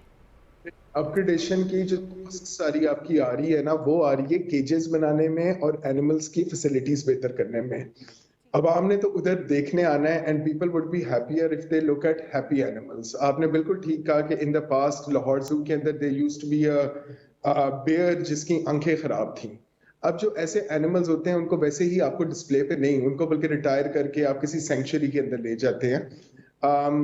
इसके ऊपर हम पर्टिकुलरली ख्याल रख रहे हैं कि एनिमल्स की वेलबीइंग हमारी फर्स्ट प्रायोरिटी है। एनिमल्स अच्छे होंगे तो लोग आके खुश होंगे देख के, एंड उसी के अंदर जो है वो एंटरटेनमेंट वैल्यू भी है। वेल बिलाल साहब, वी होप सो कि आपकी ज़ेर निगरानी या आपके बाद भी जो सारा मैकेनिज्म आप बना के जाएंगे, सेट करके जाएंगे, वो बहुत अच्छे तरीके से पूरे पाकिस्तान के लिए मिसाली होगा और फिर बाकी शहर इसको अडॉप्ट करेंगे। एक आखिरी चीज़, हम लोग एक चीज़ मिस करें, आपने एक्वेरियम का भी जिक्र कर दिया। हमारे यहाँ पर क्यों नहीं हमें जो है ना वो डॉल्फिन शोज़ दिखाए जाते पाकिस्तान में? बहुत सारी दुनिया, हम लोग जो है वो फ़ैन है इस चीज़ के, और टूरिज़्म जब पाकिस्तान की प्रमोट भी कर रहे हैं, तो यहाँ पर ऐसी अम्यूज़मेंट की चीज़ें होनी चाहिए। तो इस बारे में आपका क्या ख्याल है? बिल्कुल होनी चाहिए, लेकिन आई फील लाइक कि डॉल्फिन शोज जो हैं वो जरा एक कॉम्प्लेक्स चीज है। डॉल्फिन्स की केयर स्पेशली इतना इनलैंड जो है वो मुश्किल होती है। They might be easier on coastal cities जहां आपके पास सी वाटर अवेलेबल हो, क्योंकि when you want to keep orcas या dolphins so away from the sea, आपको उधर समुद्री पानी लेके जाना पड़ता है जिसकी कॉस्ट बहुत ज्यादा होती है। Then you have to bring in experts, जो कि पाकिस्तान के अंदर वो एक्सपर्टीज है ही नहीं। So we want to start small, इसलिए हम लोगों ने प्रोजेक्ट जो है वो एक्वेरियम से स्टार्ट किया। एक्वेरियम बहुत छोटा एक्वेरियम नहीं होगा, उसके अंदर से 20 फुट का टनल गुजर रहा होगा। सही। आप बिलाल साहब, अब आखिरी सवाल आपसे ये जानना चाहूंगी कि ये मुंतकिली का कितने अरसे तक काम मुकम्मल हो जाएगा और ये अपग्रेडेशन कब तक मुकम्मल होने की तवक्को है? हम 31 जनवरी हमारी डेडलाइन है जी। जी ठीक, बहुत बहुत शुक्रिया बिलाल अफजल साहब आपके वक्त के लिए। और नो डे एक बहुत अच्छा कदम है मिनिस्ट्री की तरफ से और मिनिस्टर साहब की तरफ से कि इसको इस तरीके से मुमकिन बनाया जाए कि जानवरों की वेलबींग जो है ना वो सबसे इम्पॉर्टेंट रहे, और वो मखलूक जो है जिनसे हम लोग इंजॉय कर रहे हैं उनको भी अपनी इंजॉयमेंट के जरिए मिलने चाहिए, और वो भी एक महफूज जगह पर और अच्छे तरीके से उनकी केयर होनी चाहिए। ये जब सिलसिला चलेगा बहुत अच्छा लगेगा। नजब, अगर इंजॉयमेंट के हवाले से बात करें तो समटाइम्स ऐसा होता है कि हम खिड़की में खड़े होते हैं और हमें अपनी पसंद का नज़ारा नहीं मिल रहा होता, और हम चाहते हैं कि हम अपनी पसंद की चीज़ को देखें और अपनी पसंद की चीज़ हमें नजर नहीं आती है। समटाइम्स ऐसा होता है कि एक ही चीज रोज देख देख के हम तंग आ जाते हैं। अनटिल अनलेस आप इस्लामाबाद में नहीं रहते, क्योंकि इस्लामाबाद के जो मार्गला हिल्स हैं वो तो बहुत खूबसूरत है, उनको तो आप जितना देखें वो कम है। लेकिन अब जो है ये मसला हल हो गया है, अगर आप जो भी देखना चाहते हैं वो आप अपनी खिड़की से देखेंगे। और ये मसला हल किया है जी साइंसदानों ने, और जदीद खिड़की तैयार की है जिसपे आप अपनी मर्जी का व्यू देखेंगे। लिक्विड व्यू एक कंपनी है जिसने एक ऐसा खिड़की जो है इजाद की है जिसपे आप जो भी चीज देखना चाहें वर्चुअल रियलिटी के थ्रू आप देख सकते हैं। पहले आर्टिफिशियल इंटेलिजेंस ने इतना ज्यादा टेक ओवर किया टेक्नोलॉजी को और वर्चुअल रियलिटी सामने आ गई है। वैसे ऐसी फील भी देनी चाहिए ना उनको कि अगर बाहर ब्रीजिंग एयर जो है वो चल रही है तो शायद आपको 3D ग्लासेस में जो है वो लगता और ऐसा फील आना चाहिए आपको कि बाहर हवा चल रही है, बारिश हो रही है, धूप निकली हुई है, कुछ ऐसा भी और ऐसा भी हो सकता है। और ये आप तक जो रसाई आप इस तक हासिल कर सकेंगे, ये एक मोबाइल ऐप के जरिए हासिल कर सकेंगे। आपने जो सब्सक्रिप्शन की होगी वही चीजें आप देख सकते हैं। पाकिस्तान में बैठे स्विट्जरलैंड की सैर कर सकेंगे, आप पाकिस्तान में बैठे नारायण बागान जा सकेंगे, खिड़की से सैर कर सकेंगे। लेकिन समटाइम्स ऐसा होता है कि जब आपको लग रहा होता है कि गर्मी है और आप बारिश फील कर रहे होते हैं तो आपको लगता है कि आप उन्हीं नज़ारों में, ये 3D अगर हम मूवीज भी देखें तो समटाइम्स भी फील कि हम उसी में मौजूद हैं। तो ये मोबाइल ऐप के जरिए जो आप सब्सक्राइब करेंगे वो आप देख सकेंगे। It's very lovely. और अगर आप लोग खिड़की को नहीं देखना चाहते और टीवी पे देखना चाहते हैं, या अगर आप लोग कुछ जो है एक्टिविटी करना चाहते हैं और गेमर्स जो है ई गेमिंग के अंदर जो शौकीन हजरात हैं, उनके लिए सोनी कंपनी ने नया इलाज निकाल लिया। और सोनी कंपनी ने ये ऐलान किया कि उनके ताज़ा तरीन रिलीज करदा प्लेस्टेशन 5 जो है उसकी स्पाइडरमैन गेम तेजी से फरोख्त होने वाली दुनिया की इस वक्त गेम बन चुकी है। और मीडिया रिपोर्ट्स के मुताबिक सोनी ने अपनी ब्लॉग पोस्ट में ये कहा था कि स्पाइडरमैन 2 ने अपने पहले 24 घंटों में 25 लाख से ज्यादा फिजिकल और डिजिटल कॉपियां फरोख्त की हैं, और इस गेम ने प्लेस्टेशन 5 के लिए रिलीज होने के बाद से जबरदस्त तवज्जो हासिल कर ली है। सो अगर आप लोग खेलना चाहते हैं तो आप लोग जरूर जाएं, इसको बाय करें और इसको एंजॉय करें। सही जनाब। और अगर हम बात करें तवज्जो हासिल कर लिए तो अब आजकल जो सियासी सूरत हाल है, सबसे ज्यादा तवज्जो इस सियासी सूरत हाल ने हासिल कर ली है। मुस्लिम लीग नून का आपने जो पावर प्ले देखा, और जो मुस्लिम लीग नून के कायद हैं साबिक वजीर आजम मियां मोहम्मद नवाज शरीफ की वापसी पे आपने देखा कि बहुत बड़ा जलसा हुआ। इसके बाद जो है पुरतपाक इस्तकबाल हुआ, कबूतरों ने इस्तकबाल किया। बिल्कुल जनाब। और उसके बाद इस्तेहकाम पाकिस्तान पार्टी का भी पंडाल सजाया गया, और इस्तेहकाम पाकिस्तान पार्टी ने अपने अगले 9 दिसंबर तक जो जलसे हैं उनका शेड्यूल जो है वो जारी कर दिया। तो इंतखाबी सूरत हाल है, इस पर बात करने के लिए हमारे साथ सीनियर सहाफ़ी फारूक फैसल खान साहब मौजूद है। फारूक फैसल खान साहब, बहुत शुक्रिया हमें ज्वाइन करने का। जो मौजूदा पाकिस्तान की सियासी सूरत हाल है इसके हवाले से आप क्या कहना चाहेंगे? अगर हम देखते हैं इस्तेहकाम पाकिस्तान पार्टी बहुत ज़्यादा मुतहरिक नज़र आ रही है, जबकि मुस्लिम लीग नून और पीपल्स पार्टी ज़रा उनसे पीछे है। आपका क्या ख्याल है इस हवाले से? नहीं, बिल्कुल इलेक्शन का सीजन आ गया और सबको पता है कि इलेक्शन होना गो के थोड़ा सा बीच में सियासी जो अफरा तफरी थी और कहा जा रहा था कि नहीं होगा, लेकिन अब तो ऐसे ही लग रहा है कि इलेक्शन जो है वो जनवरी में हो जाएगा। और आप देखेंगे कि ये नवंबर में जो है जब हल्का बंदियों की जो हतमी नोटिफिकेशन हो जाएगा तो फिर उसकी डेट अनाउंस हो रही है। ये जब ये जलसे जुलूस जो है ना, ये सारे ये सियासत का हिस्सा है और इलेक्शन मुहिम का हिस्सा है, और ये गहमा गहमी का सिर्फ इस्तेकाम पाकिस्तान ने तो अभी एक ही जलसा किया है, मियां नवाज शरीफ ने लाहौर में जलसा किया, वो मानसेरा में करेंगे। आज से वो रायविंड में जो है वो अपनी सियासी सरगर्मियों का भी आगाज कर रहे हैं। तमाम पॉलिटिकल पार्टीज जो है बड़ी सरगर्मी से हिस्सा ले रही है, मासवाए एक पार्टी के जो पहले बरसरे इक़्तिदार थी और उनकी अपनी एक मजबूरियां हैं। और ये कोई पहली मर्तबा ऐसा नहीं हो रहा कि पाकिस्तान में कि कोई इल्ज़ाम तराशी, अच्छा ये इलेक्शन में इल्ज़ाम तराशियां भी आती हैं और इन दिनों भी जो है इल्ज़ाम तराशियां चल रही हैं। और तमाम पॉलिटिकल पार्टीज जो हैं वो एक माहौल ऐसा बनाती हैं कि कभी अगर वो इलेक्शन नहीं जीत सकती तो वो उसको दूसरे पे इल्ज़ाम लगा दिया करती हैं।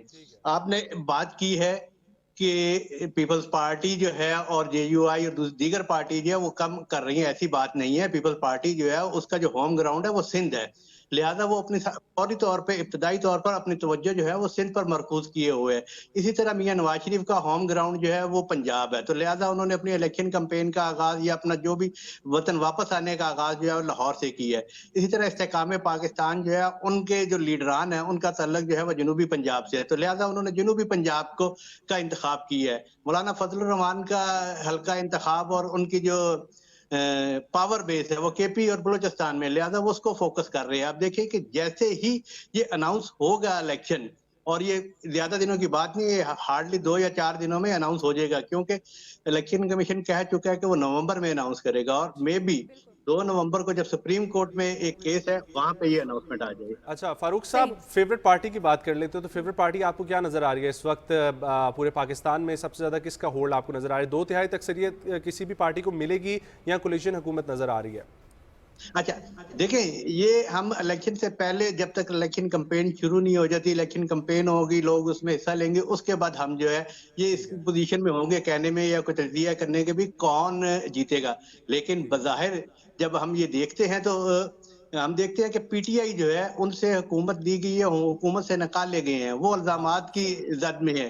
फिर दूसरी तरफ आ जाती है पीडीएम की इत्तेहादी जमातें, पीडीएम और पीडीएम की इत्तेहादी जमातें। पीडीएम में सबसे बड़ी जमात जो है पाकिस्तान मुस्लिम लीग नून है और जिसका बेस कैंप जो है वो पंजाब है, और यही कहा जा रहा है कि पंजाब में उसे एज हासिल है। तो इसी तरह सिंध के अंदर जो है वो पीपल्स पार्टी को एज हासिल है। तो सर फिर सवाल बनता है ना, केपीके के अंदर कौन आएगा?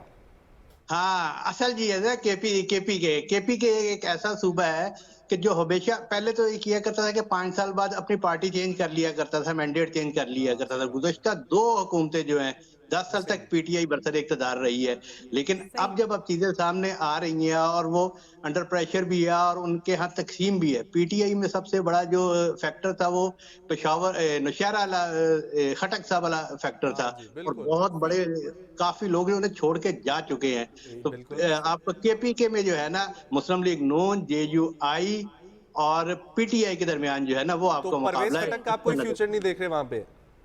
फ्यूचर देखे, फ्यूचर सबका ही होता है, लेकिन एक मौका था कि परवेज खट्टक वजीर आला बने, पीटीआई में थे, फिर वो वजीर दफा बने, लेकिन अब शायद वो कारकर्दगी ना दिखा सके। उनकी जमात जो नई पार्टी जो भी बनी है वो उतनी नशिस्तें ना हासिल कर सके, वो इक़्तिदार में कोई बड़ा हिस्सा ले सके। लेकिन आप जिस तरह बात कर रहे हैं फारूक फैसल खान साहब, जिस तरह हम बात कर रहे हैं कि अपने अपने इलाके पे जो अपना एरिया है उस पर ज़्यादा मेन फोकस किया जा रहा है। अब इस्तेहकाम पाकिस्तान पार्टी ने अपनी अवामी राब्ता मुहिम का आगाज़ कर लिया है, तो अब आप इस चीज़ को किस तरह देख रहे हैं? बहुत से पुराने चेहरे हैं उसमें, तो इसमें मुस्लिम लीग नून को और पीपल्स पार्टी को अपना क्या लाहेअमल इख्तियार करना चाहिए? और इसके हवाले से जिस तरह नजम ने आपसे सवाल पूछा कि आपको फेवरेट पार्टी कौन सी लग रही है, तो दूसरा सवाल आपसे ये भी जानना चाहूँगी कि आपको क्या लगता है कि किस पार्टी का जो अभी लाहेअमल है वो सही जा रहा है करंट पॉलिटिकल सिचुएशन को मद्देनजर रखते हुए? देखिए, इस वक्त जो बरसरे जो दौड़ में है पार्टियां, जो रन में, और जो पाकिस्तान का जो पाकिस्तान का जो सियासी कल्चर है और जिस तरीके से इंतखाबात होते हैं और जिस तरीके से हुकूमतें बनती हैं, उसमें तो ऐसा नजर आ रहा है कि इस वक्त जो है पाकिस्तान मुस्लिम लीग नून को एज हासिल है दीगर जमातों के हवाले से। एक तो उनकी पसंदीदगी अवाम के अंदर नजर है, और दूसरा ये है कि उनके बारे में उन पे ये इल्जाम लगाया जा रहा है कि उनको बरसरे इक़्तिदार लाने के लिए सहूलत कारी की जा रही है। लेकिन फिर मैं वही कहूंगा कि इल्जामात जो है वो लगते रहते हैं, इल्जामात लगाए जाते हैं जब तक कि कोई ठोस सबूत चीजें सामने नहीं आ जाती। हमने तो वो देखना है कि ताकत के मराकज कौन से हैं और किस किस जगह से कौन कौन सी पार्टी माजी में अच्छा रिजल्ट देती रही है। 2018 में भी पाकिस्तान मुस्लिम लीग नून ने पंजाब में विन किया था और वो हुकूमत बनाने की पोजीशन में थी, लेकिन वो उस वक्त के हालात, मखसूस हालात जो थे उसकी वजह से वहां पे पीटीआई की अच्छा, बन गई सही थी। सही। अच्छा फारूक साहब, आपने अपनी बात के अंदर कहा था कि पिछली हुकूमत जो है वो नाकाम रही इसलिए उनको निकाला गया। वो सारे चेहरे इस्तेहकाम पाकिस्तान पार्टी में हमें मिलते हैं। इस्तेहकाम पाकिस्तान पार्टी और फिर फेवरेट इलाकों की जगहों की बात हो रही है, तो उनका फेवरेट इलाका आपके नज़दीक क्या जनूबी पंजाब बनता है? और इस दफ़ा भी उनके मंशूर का मेन जो पॉइंट होगा वो जनूबी पंजाब होगा? देखें, अगर तो आप, मैं जरा थोड़ा सा मुताद गुफ्तगू कर रहा था, लेकिन मैं थोड़ा सा खुल के बता देता हूं कि ये जितने भी ग्रुप होते हैं जो इलेक्शन के करीब आके ग्रुप बनते हैं, पॉलिटिकल पार्टीज बनती हैं, ये बेसिकली स्पॉयलर्स होते हैं। और पाकिस्तान के जो मखसूस हालात हैं और जिस तरीके से यहाँ पर सियासत होती है और इलेक्शन होते हैं, तो उसमें किसी भी पार्टी को आउट करने के लिए ये हो सकता है मियां नवाज शरीफ की हिकमत अमली हो, ये हो सकता है आसिफ जरदारी की हिकमत अमली हो कि पीटीआई को कैसे नुकसान पहुंचाया जा सके।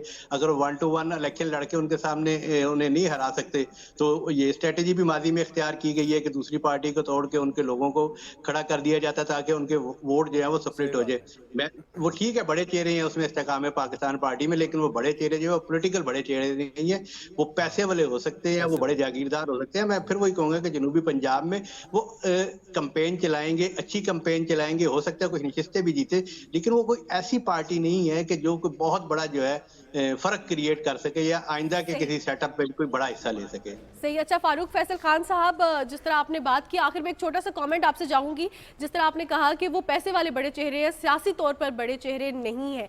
सियासी तौर पर आप बात की जाए तो कैंपेन्स बड़ी डिफरेंट होंगी। पाकिस्तान की जो मौजूदा सूरत हाल है, मौशी सूरत हाल है, इसमें आप क्या कमेंट करना चाहेंगे कि पॉलिटिकल पार्टीज को किस चीज़ पे फोकस्ड रहना चाहिए जब अगर वो इक़्तिदार में आ भी जाए, और मुहिम के दौरान भी क्या ऐसी चीज़ है जिस पर काम करना बहुत ज़्यादा ज़रूरी है? क्योंकि अब जो पाकिस्तान की सूरत हाल है वो 2018 की सूरत हाल से बहुत मुख्तलिफ है। अब पाकिस्तान की जो आवाम है उसके मसाइल बहुत ज़्यादा इंटेंस हो चुके हैं। तो अब आपको क्या लगता है कि किस चीज़ पर फोकस्ड रहना बहुत ज़रूरी है? छोटा सा आपका कमेंट चाहूँगी इस पर। बिल्कुल, आपका बिल्कुल दुरुस्त क्वेश्चन है। मईशत पर फोकस रहना चाहिए और माजियों की गलतियों का यादा नहीं करना चाहिए। जो मियां नवाज शरीफ ने लाहौर में जो बात की है कि हम तरक्की की को देखेंगे, अपने मुस्तकबिल को देखेंगे, माजी की तरफ नहीं देखेंगे, इंतकाम नहीं लेंगे, तो तमाम पॉलिटिकल पार्टीज को अपना प्रोग्राम बनाते वक्त जाहिर है कि मईशत को मद्देनजर रखना चाहिए। माजी में क्या हुआ क्या नहीं हुआ उसको भूल जाना चाहिए, हमें आगे का सफर देखना चाहिए, आगे की तरफ देखना चाहिए। अगर हम माजी के असीर बन के रह जाएंगे तो हम आगे की तरफ नहीं बढ़ सकेंगे। बहुत शुक्रिया फारूक फैसल साहब, हमारे साथ सीनियर सहाफी मौजूद थे जो कि पाकिस्तान की सियासी सूरत हाल के हवाले से बात कर रहे थे और इंतखाबात के हवाले से बात कर रहे थे। सही बात है, डेफिनेटली ये बहुत इंपॉर्टेंट था कि हम लोग जो है वो इसको डिस्कस करें और हम इस सिलसिले को आगे भी जारी रखेंगे। ख़वातीनो हज़रात, एक और मामला जिसके ऊपर हम लोग डिस्कशन कर रहे हैं और आप सभी को मालूम है दुनिया भर में इसकी डिस्कशन चल रही है और मुख्तलिफ इंटरनेशनल चैनल्स आप आज भी लगा लें, पाकिस्तान का कोई भी चैनल लगा लें, उससे सबसे बड़ी अपडेट होती है इसराइल फ़लस्तीन का मामला। और इसराइल फ़लस्तीन के मामले पर हम लोग जितनी बात करें, जितना उनका साथ दे वो कम है, क्योंकि बहैसियत मुसलमान हम लोगों का दिल धड़कता है फ़लस्तीनियों के साथ। मस्जिद अक्सा वहाँ पर मौजूद है, वो सबसे बड़ी एफिलेशन ही इस वजह से, और उसके हट कर भी हमारे मुसलमान भाई वहाँ पर बसते हैं। और अगर इस चीज़ को भी हम लोग छोड़ दें तो एक इंसानियत के नाते रिश्ता होता है इंसान का इंसान के साथ। तो कहीं पे भी जुल्म हो तो उस जुल्म को जो है ना हम लोगों ने उसके खिलाफ आवाज़ उठानी है। यही हमारे इस्लाम का पैगाम भी है, यही इंसानियत का पैगाम भी है। आप किसी भी मजहब से, किसी भी मसलक से ताल्लुक़ रखते हो, वहाँ पर इंसानियत का दर्स डेफिनेटली दिया जाता है। और ये जो जुल्म और बर्बरियत है ये इस कदर शिद्दत इख्तियार कर गया है कि अभी तक गजा की पट्टी पे शहीद होने वाले अफराद की तादाद 8,000 से ज़ायद हो गई है, जो ज़ख्मी है उनकी 19,000 से ज़ायद तादाद हो गई है। इस करंट सिचुएशन को मद्देनजर रखते हुए बहुत से फनकार, बहुत से लोगों ने आवाज़ भी उठाई है, उम्मत मुस्लिमा ने आवाज़ उठाई है। पूरी दुनिया में जो ह्यूमैनिटेरियन क्राइसिस को लोग समझ रहे हैं उन्होंने आवाज़ उठाई है। बेला हदीद जो कि मॉडल भी हैं, अदाकारा भी हैं, उन्होंने अमरीकी सदर जो बाइडन को एक ओपन लेटर लिखा है, सोशल मीडिया पर शेयर भी किया है। लेकिन जो आज सिचुएशन है इसी के ऊपर हम लोग बात करेंगे। हमारे साथ ज्वाइन कर रहे हैं मंसूर जाफर, माहिर मशरिक़ वस्ता। अस्सलाम वालेकुम सर, बहुत शुक्रिया प्रोग्राम में टाइम देने के लिए। उम्मीद करता हूँ आप खैरियत से होंगे। मंसूर साहब, ये फरमाइएगा कि क्या आपको आगे हालात नज़र आ रहे हैं, क्योंकि अभी तक जो है वो सीज़ फायर की एक खबर भी सामने नहीं आ रही है, तो ये फाइनली किसने डिसीजन लेना है, किसने निगोशिएशन करवानी है? देखिए जी, आज जो यूनाइटेड नेशन की सिक्योरिटी काउंसिल है उसमें एक इजलास बुलवाया है मुत्तहिदा अरब अमारात ने, और उसमें इस कज़िये पर जो है वो बात होगी। यकीनन उसमें जंगबंदी का मामला जो है वो सर फहरिस्त होगा।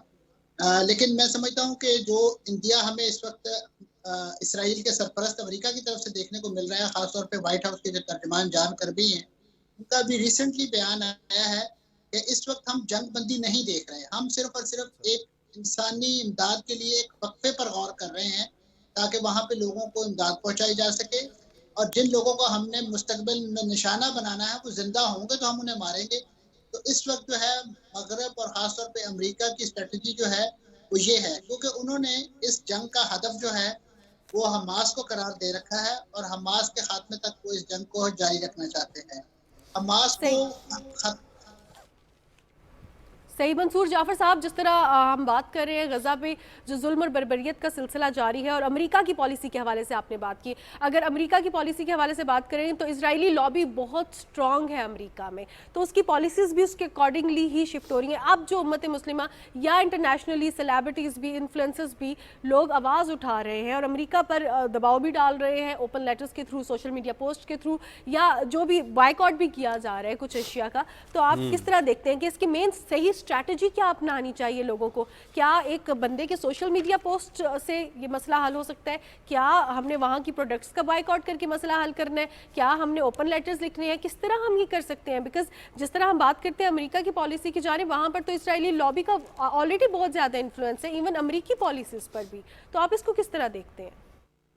देखिए जी, अमेरिका जो भी हो, बहरहाल वो एक जमहूरी मुल्क है और वहाँ पे जो अवाम की आवाज़ है उसका एक असर है। और माजी में होने वाले, आपको याद होगा इराक जंग के मौके पे इसी नौइयत के मुजाहरे, और फिर उसके बाद जो मिस्र और ये अरब बहारिया के हवाले से इस चीज़ को यकीनन वहाँ वेटेज दिया जाता है। लेकिन जैसे आपने खुद कहा कि वहाँ पे एक इन्फ्लुएंस लॉबी मौजूद है जो इसराइल को गवर्न करती है, लेकिन इस वक्त उस इन्फ्लुएंशियल लॉबी जो है इसराइल उसके भी हाथों से निकल गया है, क्योंकि इस वक्त जो जंग का अलाव उन्होंने जला लिया है, अब उसको ठंडा करना जो है वो अमेरिका की भी ज़रूरत है और इसराइल की भी उन ताकतों की ज़रूरत है जो सेन एडवाइस रखती हैं, क्योंकि इस वक्त इसराइल की मईशत जो है वो इस जंग की नज़र हो रही है।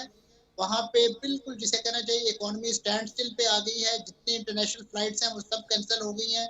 वहाँ पे उनकी जो अपनी करेंसी है वो गिरती जा रही है, क्योंकि वहाँ पे मोस्टली जो लोग मजदूरी के लिए खेतों में काम करने के लिए आते थे वो यही गरीब फलस्तीनी होते थे। अब क्योंकि जकड़बंदियां हो गई हैं, रास्ते बंद हो गए हैं, तो वो नहीं आ रहे, उनके खेत खलियान सब वीरान हो गए। और जिस अंदाज से उन्होंने 3 लाख के रिजर्विस्ट वहाँ बुलवा लिए और फिर इसी तरीके से अब खुद उन्हें इजाफी इमदाद देना पड़ रही है, सब्सिडी देना पड़ रही है मुख्तलिफ शोबों में, और इस हद तक कि उन्हें अपने वो जो एक्सपेंशनिस्ट डिज़ाइन थे, जो वो यहूदी बस्तियाँ मुख्तलिफ ऑर्थोडॉक्स जो काबीना के अरकान हैं उनके दबाव में बना रहे थे, वो तमाम के तमाम प्लान उन्हें शेल्फ करने पड़ रहे हैं। तो इसराइल को तो अपनी एग्जिस्टेंस जो है वो एट स्टेक नजर आती है। और यकीनन इसमें जो सोशल मीडिया का प्रेशर है, जो मुख्तलिफ मुल्कों में होने मुजाहरे हैं, नो डाउट वो बड़ा अहम किरदार अदा करेगा। अच्छा मंसूर जाफर साहब, अब हमारे साथ हम लोग न्यूज़ ब्रेक की तरफ बढ़ने लगे हैं। न्यूज़ ब्रेक से ख़वातीन और हज़रात वापस आएंगे, इसी टॉपिक को कंटिन्यू करेंगे, हमारे साथ रहें।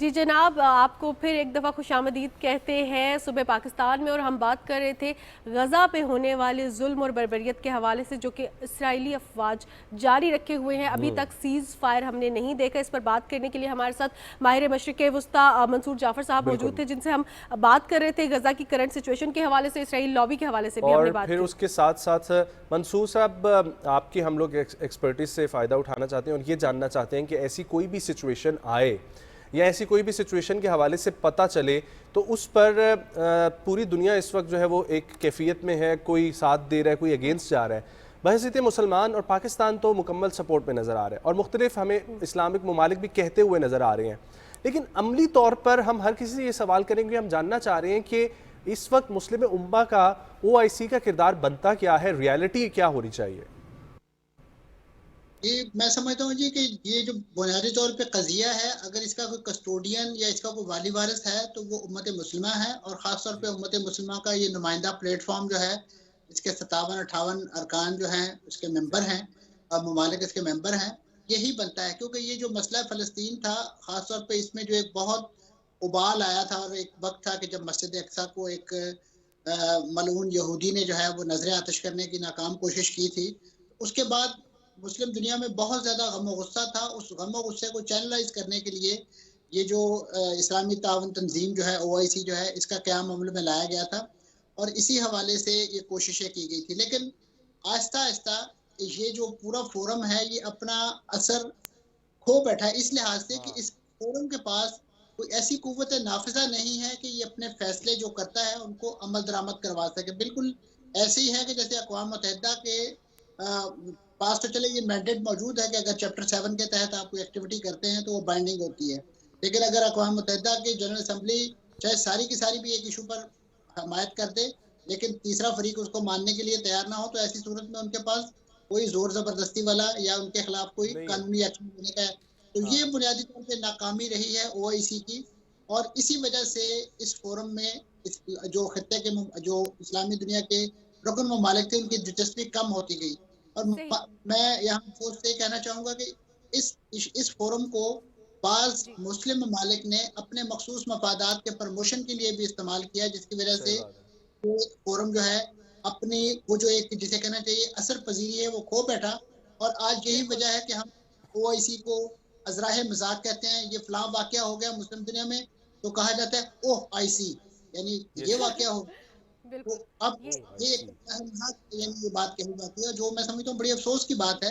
कम से कम हमारे मुस्लिम और इससे नीचे जो फोरम है जो अरब लीग का फोरम है वो बिल्कुल एक कौमियत की बुनियाद पे यानी अरब नेशन की बुनियाद पे अपने मामलात को लेके चल रहा है। और उससे नीचे नैरो डाउन जाए तो आप गल्फ कोऑपरेशन काउंसिल है, वो एक इलाकाई फोरम है। फोरम तो बहुत ज्यादा मौजूद है, लेकिन बात यह है कि फोरम में शरीक मुल्कों के पास कोई दायिया है, कोई ऑब्जेक्टिव है कि वो किस अंदाज से कितना, क्योंकि देखिए इन तमाम फोरम्स के जो मेंबरान हैं उसमें UAE की अगर हम बात करें तो वो इसराइल के साथ ताल्लुकात बनाए बैठे हैं, बहरीन उनके साथ ताल्लुकात बनाए बैठा है, उर्दन उनके साथ ताल्लुकात बनाए बैठा है, मिस्र उनका कासा है। ऐसी सूरत में मशहूर जाफर साहब आपने OIC और अरब लीग के किरदार के हवाले से बात की। अगर अरब लीग और OIC के किरदार के अलावा हम इंटरनेशनली बात करें, एलॉन मस्क के हवाले से बात करें या इंटरनेशनल कम्युनिटीज के हवाले से बात करें तो आप उनका किरदार कैसे देखते हैं? दीगर ममालिक भी तो है, उनके भी तो जो रिप्रेजेंटेटिव्स हैं उनका किरदार कैसे आप देख रहे हैं? देखिए जी, जहाँ तक एलॉन मस्क और इस तरह की दीगर जो बिजनेस टाइकून्स हैं वो तो कारोबारी लोग हैं, लेकिन उनका एक एजेंडा है और वो एजेंडा वेस्ट के हवाले से पूरा करते हैं। आपको याद होगा जब यूक्रेन में रूस ने वहां पे उनके खिलाफ ब्लॉकेड किया, इंटरनेट और कम्युनिकेशन बंद की, तो यही एलॉन मस्क है जिन्होंने अपना स्टारटेक्स नामी सैटेलाइट था उनको इंटरनेट दिया।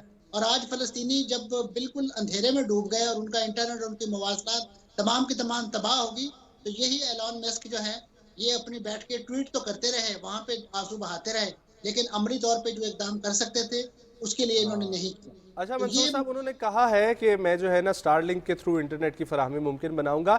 आप इन्हीं के सवाल को एड्रेस करते हुए एक साथ चीज़ इजाफी अटैच कर लें। मुस्लिम उम्मा के पास चले अपनी पावर OIC की ना हो, लेकिन क्या हम फ़ायदा उठा सकते हैं इस वक्त रशिया और चाइना को अपने साथ लेकर, क्योंकि वो हमारे मौक़िफ़ की हिमायत कर रहे हैं? इसमें कोई शक नहीं, हमारे मौक़िफ़ के वो हामी ना हो, लेकिन उनका अपना स्ट्रेटेजिक इंटरेस्ट है। चीन खत्ते में जिस अंदाज से अपनी बढ़ोतरी देख रहा है, मिडिल ईस्ट में अपना इन्फ्लुएंस बढ़ा रहा है, इसी तरीके से रूस के शाम के अंदर जो स्ट्रेटेजिक इंटरेस्ट है, उनके तेल के कुएं हैं, उनके समंदर तक रसाई है, वो उन्होंने यकीनन सेफ गार्ड करनी है और इस मामले में हमारा ही कांधा इस्तेमाल होना है जब भी होना है। तो मैं समझता हूँ हमें इस वक्त बहुत इफेक्टिव डिप्लोमेसी की ज़रूरत है कि बड़ा केयरफुली हम चलें। और ख़ासतौर पर इसराइल इस वक्त जो जंगी जुनून में उसने जो शाम का महाज भी खोल लिया है, लबनान का महाज भी खोल लिया है, और अभी सबसे अफसोसनाक बात है कि गरब उर्दन में उन्होंने इसी नौयत की कार्रवाइयाँ जिस तरह का गजा का मामला है वो शुरू कर रखी हैं। तो इसराइल कितनी जगह पे टांग फंसाएगा? जाहिर वो 3 लाख रिजर्विस्ट के साथ जो है वो सारी दुनिया या पूरी मुस्लिम जो फलस्तीनी आबादी है उसको अपने जेर लगी नहीं कर सकता।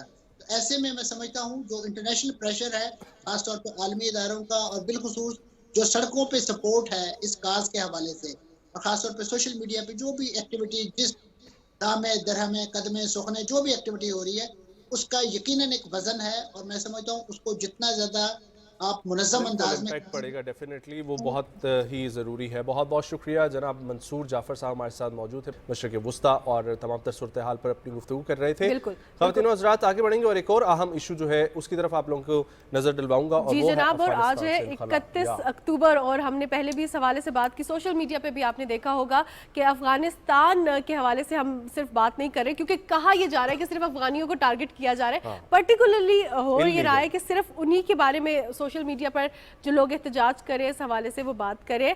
आज आखिरी तारीख है पाकिस्तान में गैर कानूनी तौर पर मुकीम गैर मुल्की, तमाम गैर मुल्की जो कि गैर कानूनी तौर पर पाकिस्तान में मुकीम है, उनको कहा जा रहा है कि आपको डिपोर्ट कर दिया जाएगा। आज आखिरी तारीख है, आप जा सकते हैं। चमन बॉर्डर से हमने देखा कि बहुत से अफगान रज़ाकाराना तौर पर भी पाकिस्तान से अफगानिस्तान जा रहे हैं और आज के बाद यानी कि 1 नवंबर के बाद उनकी मनकूला और गैर मनकूला जायदाद भी जब्त कर दी जाएगी जो लोग पाकिस्तान में गैर कानूनी तौर पर मुकीम है। और इस पर बात डेफिनेटली इसके ऊपर हम लोग बात करेंगे। यहाँ पर एक चीज़ मैं सिर्फ और सिर्फ मेंशन करना चाहूँगा वो ये कि जो कल का सेशन था वज़ीर आज़म का, उसके अंदर 2 सवालात इससे रिलेटेड भी आए। एक बच्ची ने सवाल किया और एक बच्चे ने सवाल किया कि बहुत सारे बिजनेसेस हैं जो बलूचिस्तान में ऑन करते हैं अफगानिस, और फिर एक किसी ने सवाल किया कि 2 लोगों की जान भी गई है इस सारी मुंतकली में, तो अब इसको कैसे मुमकिन बनाया जाएगा कि उनकी ह्यूमन सेफ्टी को मद्देनजर रखा जाए। उस पर वज़ीर आज़म ने भी बड़ा वो कहते हैं ना कि थॉटफुली और वो एक दर्द समझते हुए जवाब दिया कि इस चीज़ को तो यकीनी बनाया जाएगा ह्यूमन सेफ्टी हो।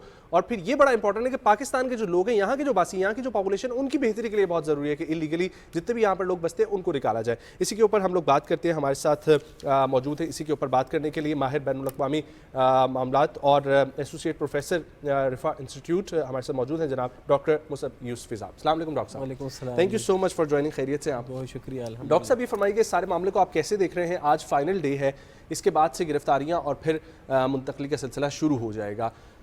जी सबसे पहले तो बहुत शुक्रिया आप लोगों का। ये आज 31 अक्टूबर आखिरी तारीख हुकूमत ने दी है जो कि सबको पता है, और ये अमूमन अफ़गानी जो कहते हैं ये गैर मुल्की जो पाकिस्तान में गैर कानूनी तौर पर मुकीम है उनके हवाले से है। अफ़गानी मुहाजिरीन का नाम इसलिए आ रहा है जो रिफ्यूजीज़ हैं क्योंकि उनकी बहुत बड़ी तादाद है, तो इसीलिए उनका नाम सामने आ रहा है। और आपको पता है जो और बड़ी तादाद ये नहीं है कि हम कहें 50% है, 60% है, अबव दिन 90% जो है ना वो गैर मुल्की मुकीम जो है जो कि कानूनी तौर पर यहाँ पर नहीं रह रहे हैं। अच्छा, फिर जब इनकी जो यहाँ मुंतकिली थी पाकिस्तान में एज ए रिफ्यूजी, जो UNHCR जो United nation high commission refugee का है, उन पॉलिसीज़ के तहत इनको यहाँ पर रखा गया था। वो तो पाकिस्तान ने इनको वेलकम किया था एक मेहमान के तौर पर। 1979-1980 से काफ़ी जो मुहाजिरीन थे वो अफ़गानिस्तान से हिजरत कर गए थे और काफ़ी लीगलाइज भी हो गए। जी काफ़ी लीगलाइज हो गए। फिर 2001 में जब 9/11 का मामला हुआ उसके बाद यूनाइटेड नेशन की रिपोर्ट के मुताबिक कोई 1 मिलियन के करीब लोग यहाँ पर आए। और अभी जो UNHCR की रिपोर्ट है, ये मतलब मेरी रिपोर्ट या पाकिस्तान की रिपोर्ट नहीं है, UNHCR की रिपोर्ट के मुताबिक 3.7 मिलियन रिफ्यूजीज़ जो हैं वो पाकिस्तान में मुकीम है इस दफ़ा। और आप ये अंदाज़ा लगा सकते हैं कि दुनिया में कई ममालिक हैं जिनकी मुकम्मल आबादी 1 million, 2 million, 2.5 million, 3 million, 4 million होती है। 3.7 मिलियन ये वो लोग हैं जो कि इससे शायद काफ़ी ज़्यादा तादाद हो, लेकिन ये वो हम करें जो नहीं।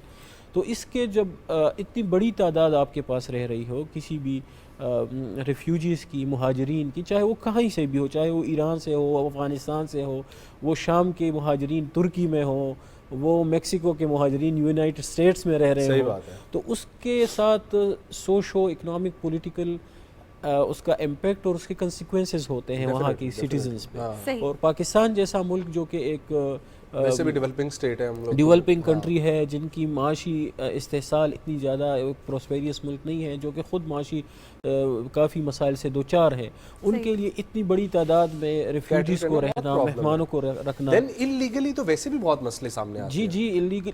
देखें, मुझे आप ये बताइएगा, आप दुनिया में कहीं भी जाते हैं, आपने भी इंटरनेशनल ट्रेवल की होगी, कुछ भी किया होगा, किस दुनिया में आपको इल्लीगली 1 घंटे के लिए आपको जो है ना वो बर्दाश्त नहीं कर सकते। तो अच्छा, इल्लीगल का मतलब ये इल्लीगल के इश्यूज़ बहुत होते हैं, इल्लीगल के इश्यूज़ काफ़ी हैं। मिसाल के तौर पर मैं आपको बताऊं, आप पेशावर में जाएं, आप वहाँ पर लिडर रीडिंग हॉस्पिटल में जाएं, आप शेरपाव हॉस्पिटल में जाएं, आप प्राइवेट RMI में जाएं, जिस हॉस्पिटल में आप जाते हैं, आप देखते हैं कि वहाँ पर जो लोग टैक्स पेयर हैं पाकिस्तान के, जो लोग टैक्स दे रहे हैं, उनके जो हुकूक है वो मतलब डिवाइड हो रहे हैं उन लोगों के साथ जो कि इलीगली जो फैसिलिटीज हैं वो डिवाइड हो रही हैं obviously। चूँकि हम जब मिसाल के तौर पर पाकिस्तान आप जब बजट बनाते हो तो आप तो ये नहीं रखते ना कि 3.7 मिलियन रिफ्यूजी, आप तो ये रखते हैं कि जी केपी की आबादी कितनी है, पाकिस्तान की आबादी कितनी है, हमारी जीडीपी इतनी है। आपने उनके लिए जो है ना उनके लिए स्कूल्स बनाते हैं, मैटरनिटी सेंटर बनाते हैं, उनके लिए आप हॉस्पिटल्स बनाते हैं,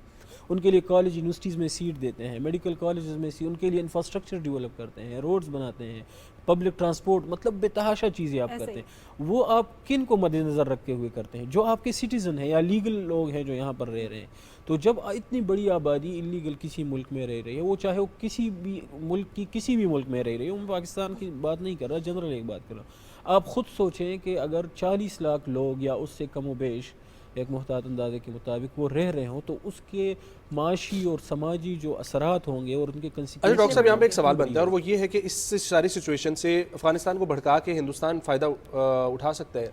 देखिए अफ़गानिस्तान और सॉरी, आप जब इंडिया की बात करते हैं, हिंदुस्तान की बात करते हैं, तो वो तो सिर्फ इस मौके से नहीं, आप माजी में देखें उन्होंने तो हर छोटी चीज़ का इशू बना के उससे फ़ायदा लिया है। लेकिन स्पेसिफिकली अभी इस सिचुएशन के हवाले से बात करें तो अलमरसाद सोशल हैंडल के थ्रू भी पाकिस्तान के अगेंस्ट बात की जा रही है। अफगानिस्तान और जो हिंदुस्तान है उसके गठजोड़ पे, इस पर मैं एक और भी चीज़ शामिल करना चाहूँगी कि EU डिसइंफो लैब की एक रिपोर्ट सामने आई जिसमें निशानदेही की गई उन फेक अकाउंट्स की जो कि इंडिया रन कर रहा है। तो आप कैसे देख रहे हैं आप इस तरह की सिचुएशन, जब पाकिस्तान की सियासी सूरत हाल भी आपके सामने है, इनकलाब भी हो रहा है, जो गैर कानूनी तौर पर लोग हैं उनका?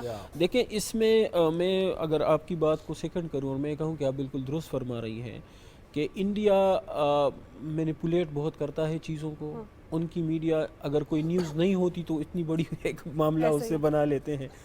दूसरी बात यह है कि अगर उनको इतनी हमदर्दी है इस वाक़े से तो वो कहें कि ठीक है हम अडॉप्ट कर लेते हैं, वो उनको वहाँ वेलकम कहें। देखिए आप ज़रा अगर हम तारीख़ को देखें और जब इनका अफ़गानिस्तान से इनखिला, मतलब जब वो मुंतकिली कर रहे थे USSR की इन्वेजन के बाद और फिर नेटो की इन्वेजन के बाद 2001 के बाद, तो सबसे ज़्यादा वेलकम किसने किया? क्या ईरान ने उनको सपोर्ट दी? इंडिया आप अभी देखें जो वहाँ पर गवर्नमेंट इस्टेब्लिश हुई, चाहे वो अभी तालिबान की गवर्नमेंट हो या प्री तालिबान गवर्नमेंट हो, आपको मैं ये अगर स्टेटिस्टिक बता दूँ आप हैरान हो जाएंगी कि 90% जो ब्यूरोक्रेसी थी, जो वाइस चांसलर थे, प्रोफेसर्स थे, ब्यूरोक्रेट्स थे, सेक्रेटरी थे, डायरेक्टर्स थे, NGO सेक्टर में बड़े बड़े लोग थे, ये वो अफराद थे, ये वो मशीनरी थी जो पाकिस्तान से पढ़ी लिखी थी। बिल्कुल बिल्कुल। पाकिस्तान ने तो इनको देखें, हमारे भाई हैं, मुहाजिरीन हैं, देखें इस्लाम में हमने तो इनको इस तरह वेलकम किया जिस तरह मदीने में अंसार ने मुहाजिरीन को वेलकम इनको ट्रेन भी किया, इनको गाइड भी किया और मौके भी फराहम किए गए। बहुत शुक्रिया डॉक्टर यूसुफी, आपके कीमती वक्त का, आपने हमसे बात की जो करंट इनकला की सिचुएशन है इसके हवाले से, और आज डेडलाइन है उस पर बात की। हम प्रोग्राम के सिलसिले बढ़ाएंगे लेकिन बढ़ते एक छोटे से ब्रेक के जा रहे हैं।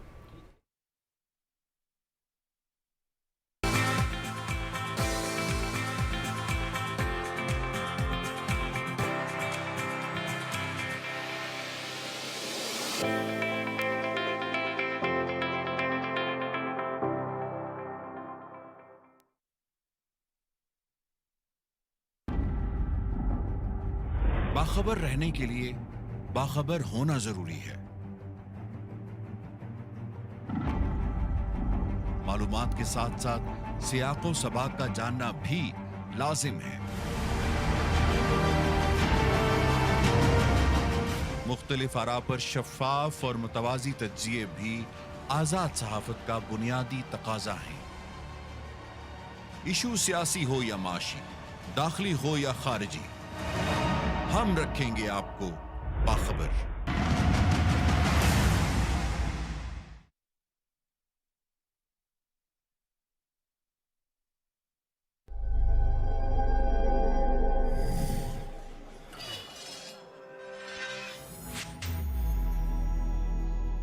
तवानाई का समझदारी से इस्तेमाल, मुल्क रोशन और खुशहाल।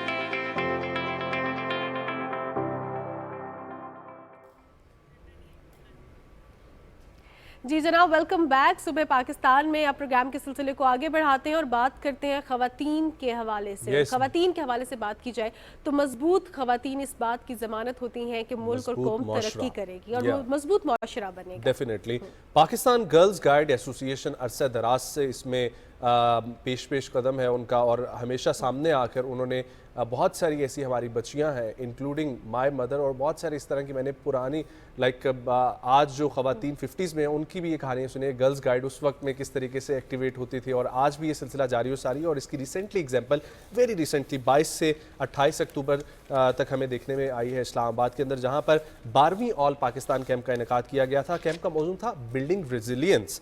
पाकिस्तान के तमाम तर इलाकों में ये कैंप में 280 गाइड्स और लीडर्स ने शिरकत की थी और लड़कियों के लिए 5 दिन खैमों में रहना जिंदगी भर का अनोखा तजर्बा था। नो डाउट बहुत कुछ हुआ होगा वहाँ पर, बहुत कुछ सीखने को मिला होगा। सो ये कैंपिंग और आउटडोर प्रोग्राम की सरगर्मियों के हवाले से लड़कियों के इन चैलेंजेस का सामना करना पड़ा और क्या उन्होंने सीखा, इसी के ऊपर हम लोग बात करते हैं। और बात करने के लिए हमें ज्वाइन करें national commissioner Pakistan girls guide association मोहतरमा मारिया सौबरी साहिबा। अस्सलाम वालेकुम ma'am, thank you so much for joining. खैरियत से आप? बहुत शुक्रिया वक्त निकालने के लिए। मैम ये बताइएगा कि ये सारा सिलसिला जिस तरीके से मैंने जिक्र किया अरसा दराज से चल रहा है, तो इस 12वीं कैंप का मकसद क्या था और इसमें कितनी खवातीन ने शिरकत की? इस कैंप का मकसद जैसे आपने अभी खुद फरमाया बिल्डिंग रेजिलियंस था। वैसे तो हमारा गर्ल गाइड प्रोग्राम सारा का सारा इसी पे तवज्जो देता है कि लड़कियों की किरदार साजी हो, उनको हम बेहतर शहरी बनाएं, मुहब्बुल वतन शहरी बने, और ये कि वो मुश्किल हालात में पहलकारी करें जिसको हम लीडरशिप कहते हैं। तो ये प्रोग्राम जो था, आप तो कैंपिंग लड़कियां एंजॉय भी बहुत करती हैं और ये इस सिलसिले का एक समझे कि एक जीता जागता नमूना था। इसमें हमारे 3 पहलू थे। एक था फिज़िकल रेजिलियंस। आपको पता है जब जिस्म सेहतमंद होता है तो आप में खुद ब खुद हिम्मत भी ज़्यादा होती है, आपके जज्बात भी बेहतर रहते हैं।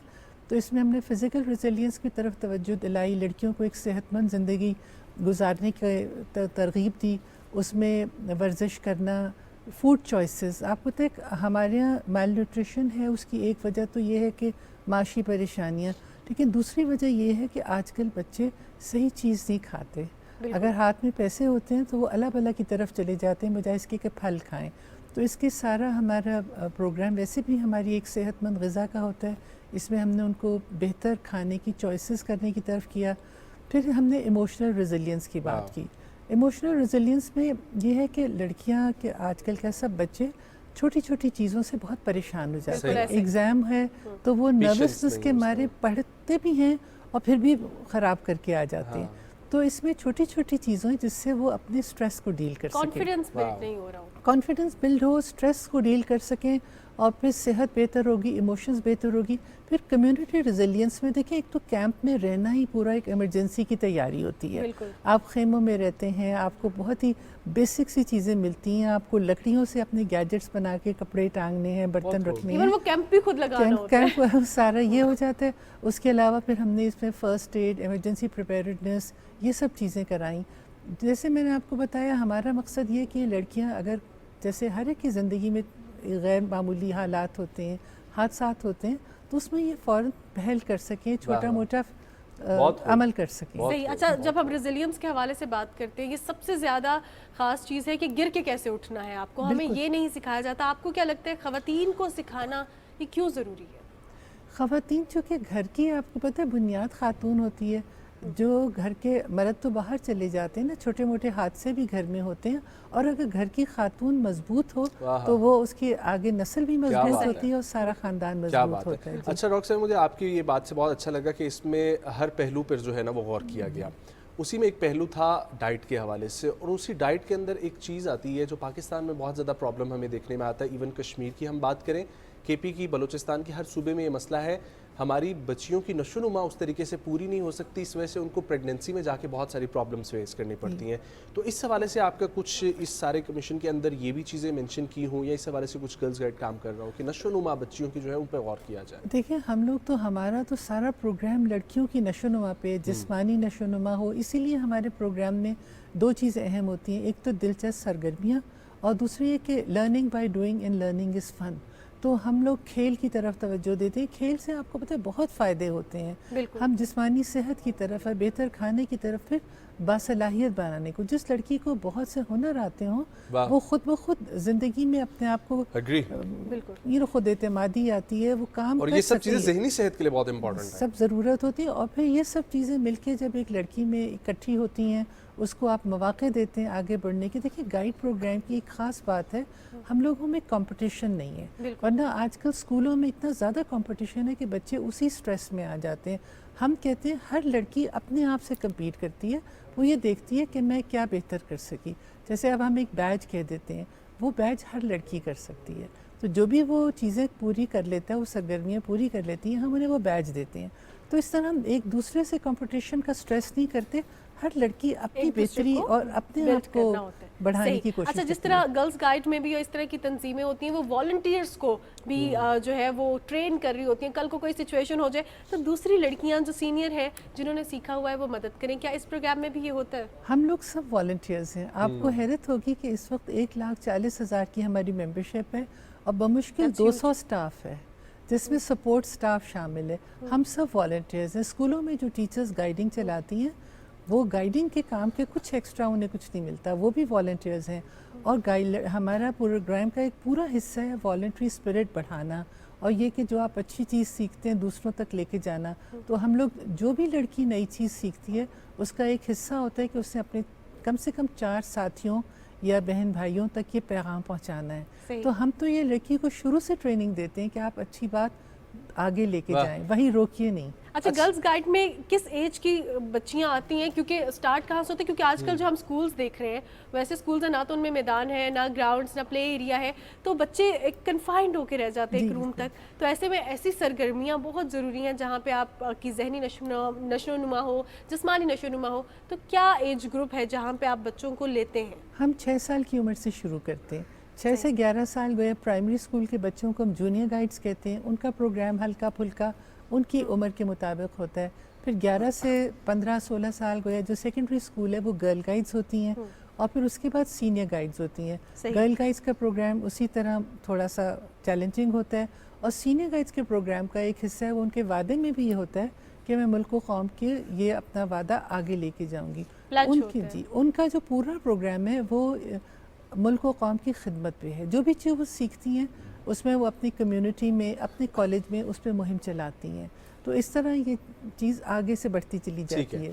अच्छा, ये सारा सिलसिला जो चल रहा है, मैं आखिर में चाहूँगा कि एक मुख्तसरन आपकी तरफ से जवाब इस हवाले से कि हर चीज़ का फ़ायदा होता है, रिजल्ट्स आते हैं, इतने अरसे दराज से चल रहे हैं, इसके बहुत बेहतर नताइज होंगे। तो मैं जानना चाहूँगा आपसे कि कुछ नताइज आप शेयर करना चाहें। जी, नताइज हम लोग इस तरह तो कोई रिसर्च वगैरह करके वो नहीं करते, लेकिन हमारे नताइज इस तरह कि जिस स्कूल की गाइड कंपनी है, उस स्कूल की प्रिंसिपल कहती है कि गाइड लड़कियां अलग नज़र आती हैं, जिस तरह उनमें एहसास ज़िम्मेदारी है। फिर आप देखें, अब मैं जिस पोजीशन पे हूँ, मैं लोगों से बहुत मिलती जुलती रहती हूँ। मुझे हायर पोजीशन पे इतनी ख़वातीन मिलती हैं जो कहती हैं हम गाइड रहे थे, तो वो हमारी कामयाबी का बहुत शुक्रिया मारिया साहिबा, आपके कीमती वक्त का आपने गर्ल्स गाइड के हवाले से हमें गाइड किया, और हमें बताना ज़्यादा ज़रूरी है जहनी नशोनुमा के लिए भी, हमारी फिजिकल नशोनुमा के लिए भी। प्रोग्राम में और गेस्ट को भी और बातें भी और जो तज्ज़िये हैं वो भी शामिल करेंगे, लेकिन बढ़ते हैं एक छोटी सी ब्रेक के साथ।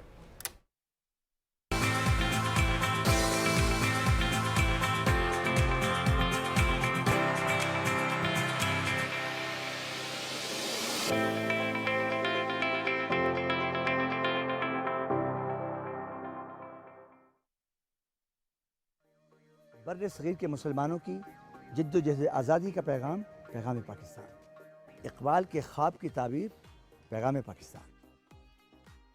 पैगाम पाकिस्तान, क़ायद आज़म के नज़रियात और अफ़कार का तसलसल। पैगाम पाकिस्तान, पाकिस्तानी कौम की इज्तिमाई दानिश की मुत्तफ़िक़ा आवाज़। पैगाम पाकिस्तान है पाकिस्तानी कौम के सुनहरी और ताबनाक मुस्तक़बिल की बुनियाद। पैगाम पाकिस्तान है वतन अज़ीज़ के मुमताज़ रहनुमा, स्कॉलर्स और अहले दानिश के मुत्तफ़िक़ा रहनुमा दस्तावेज़। आप देखेंगे PTV होम पर पैगाम पाकिस्तान।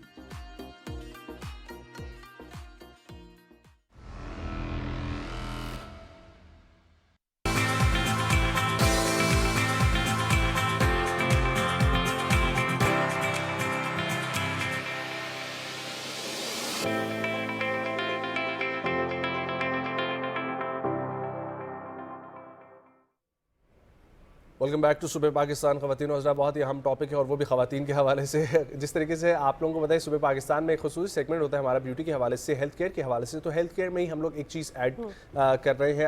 अक्सर हमारे साथ यहाँ पर मुख्तलिफ एस्थेटिक फिजिशियंस मौजूद रहते हैं, डर्माटोलॉजिस्ट रहते हैं, हम लोग मेकअप के हवाले से भी बात करते हैं। लेकिन आज भी खूबसूरती को निखारने के लिए हम लोग बात करेंगे और उसमें एक चीज़ का इजाफा हुआ और पहली दफ़ा हम इसको डिस्कस करने जा रहे हैं अपने प्रोग्राम में। मुख्तलिफ जगहों पर शायद आपने सुना हो, लेकिन मुझे इसके हवाले से कुछ ज़्यादा इन्फॉर्मेशन मिली नहीं, और वो है बायोफिलर्स।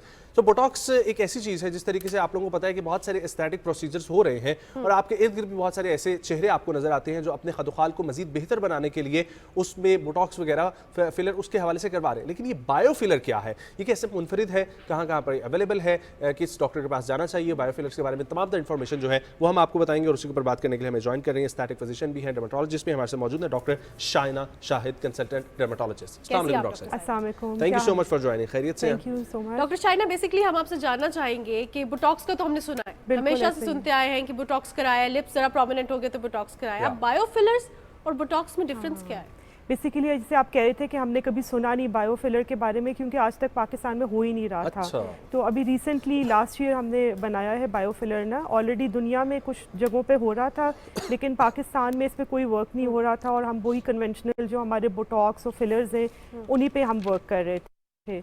लेकिन अब रिसेंटली शुक्र है, एक बड़ी अच्छी न्यूज़ है, सब जो लोग ज़रा कॉन्शियस हैं, जो बहुत ब्यूटी कॉन्शियस हैं कि बायोफिलर्स अब आ गए। बेसिकली बोटॉक्स जैसे आप कह रही हैं, बोटॉक्स एक टोटली डिफरेंट चीज़ है। बोटॉक्स आपके मसल्स को करता है पैरालाइज और उससे फिर आपके रिंकल्स ख़त्म होते हैं। ठीक हो गया। और वो बायोफिलर्स में क्या? बायोफिलर्स बेसिकली ये है कि वो आपका नेचुरल एक कंटेंट है, आपके ब्लड से बनता है और वो आपका कॉस्ट इफेक्टिव भी है, नेचुरल लुक देता है। जैसे बोटॉक्स से आपका एक वो बात है कि एक सपाट सा चेहरा हो जाएगा या आर्टिफिशियल लुक आ जाएगी।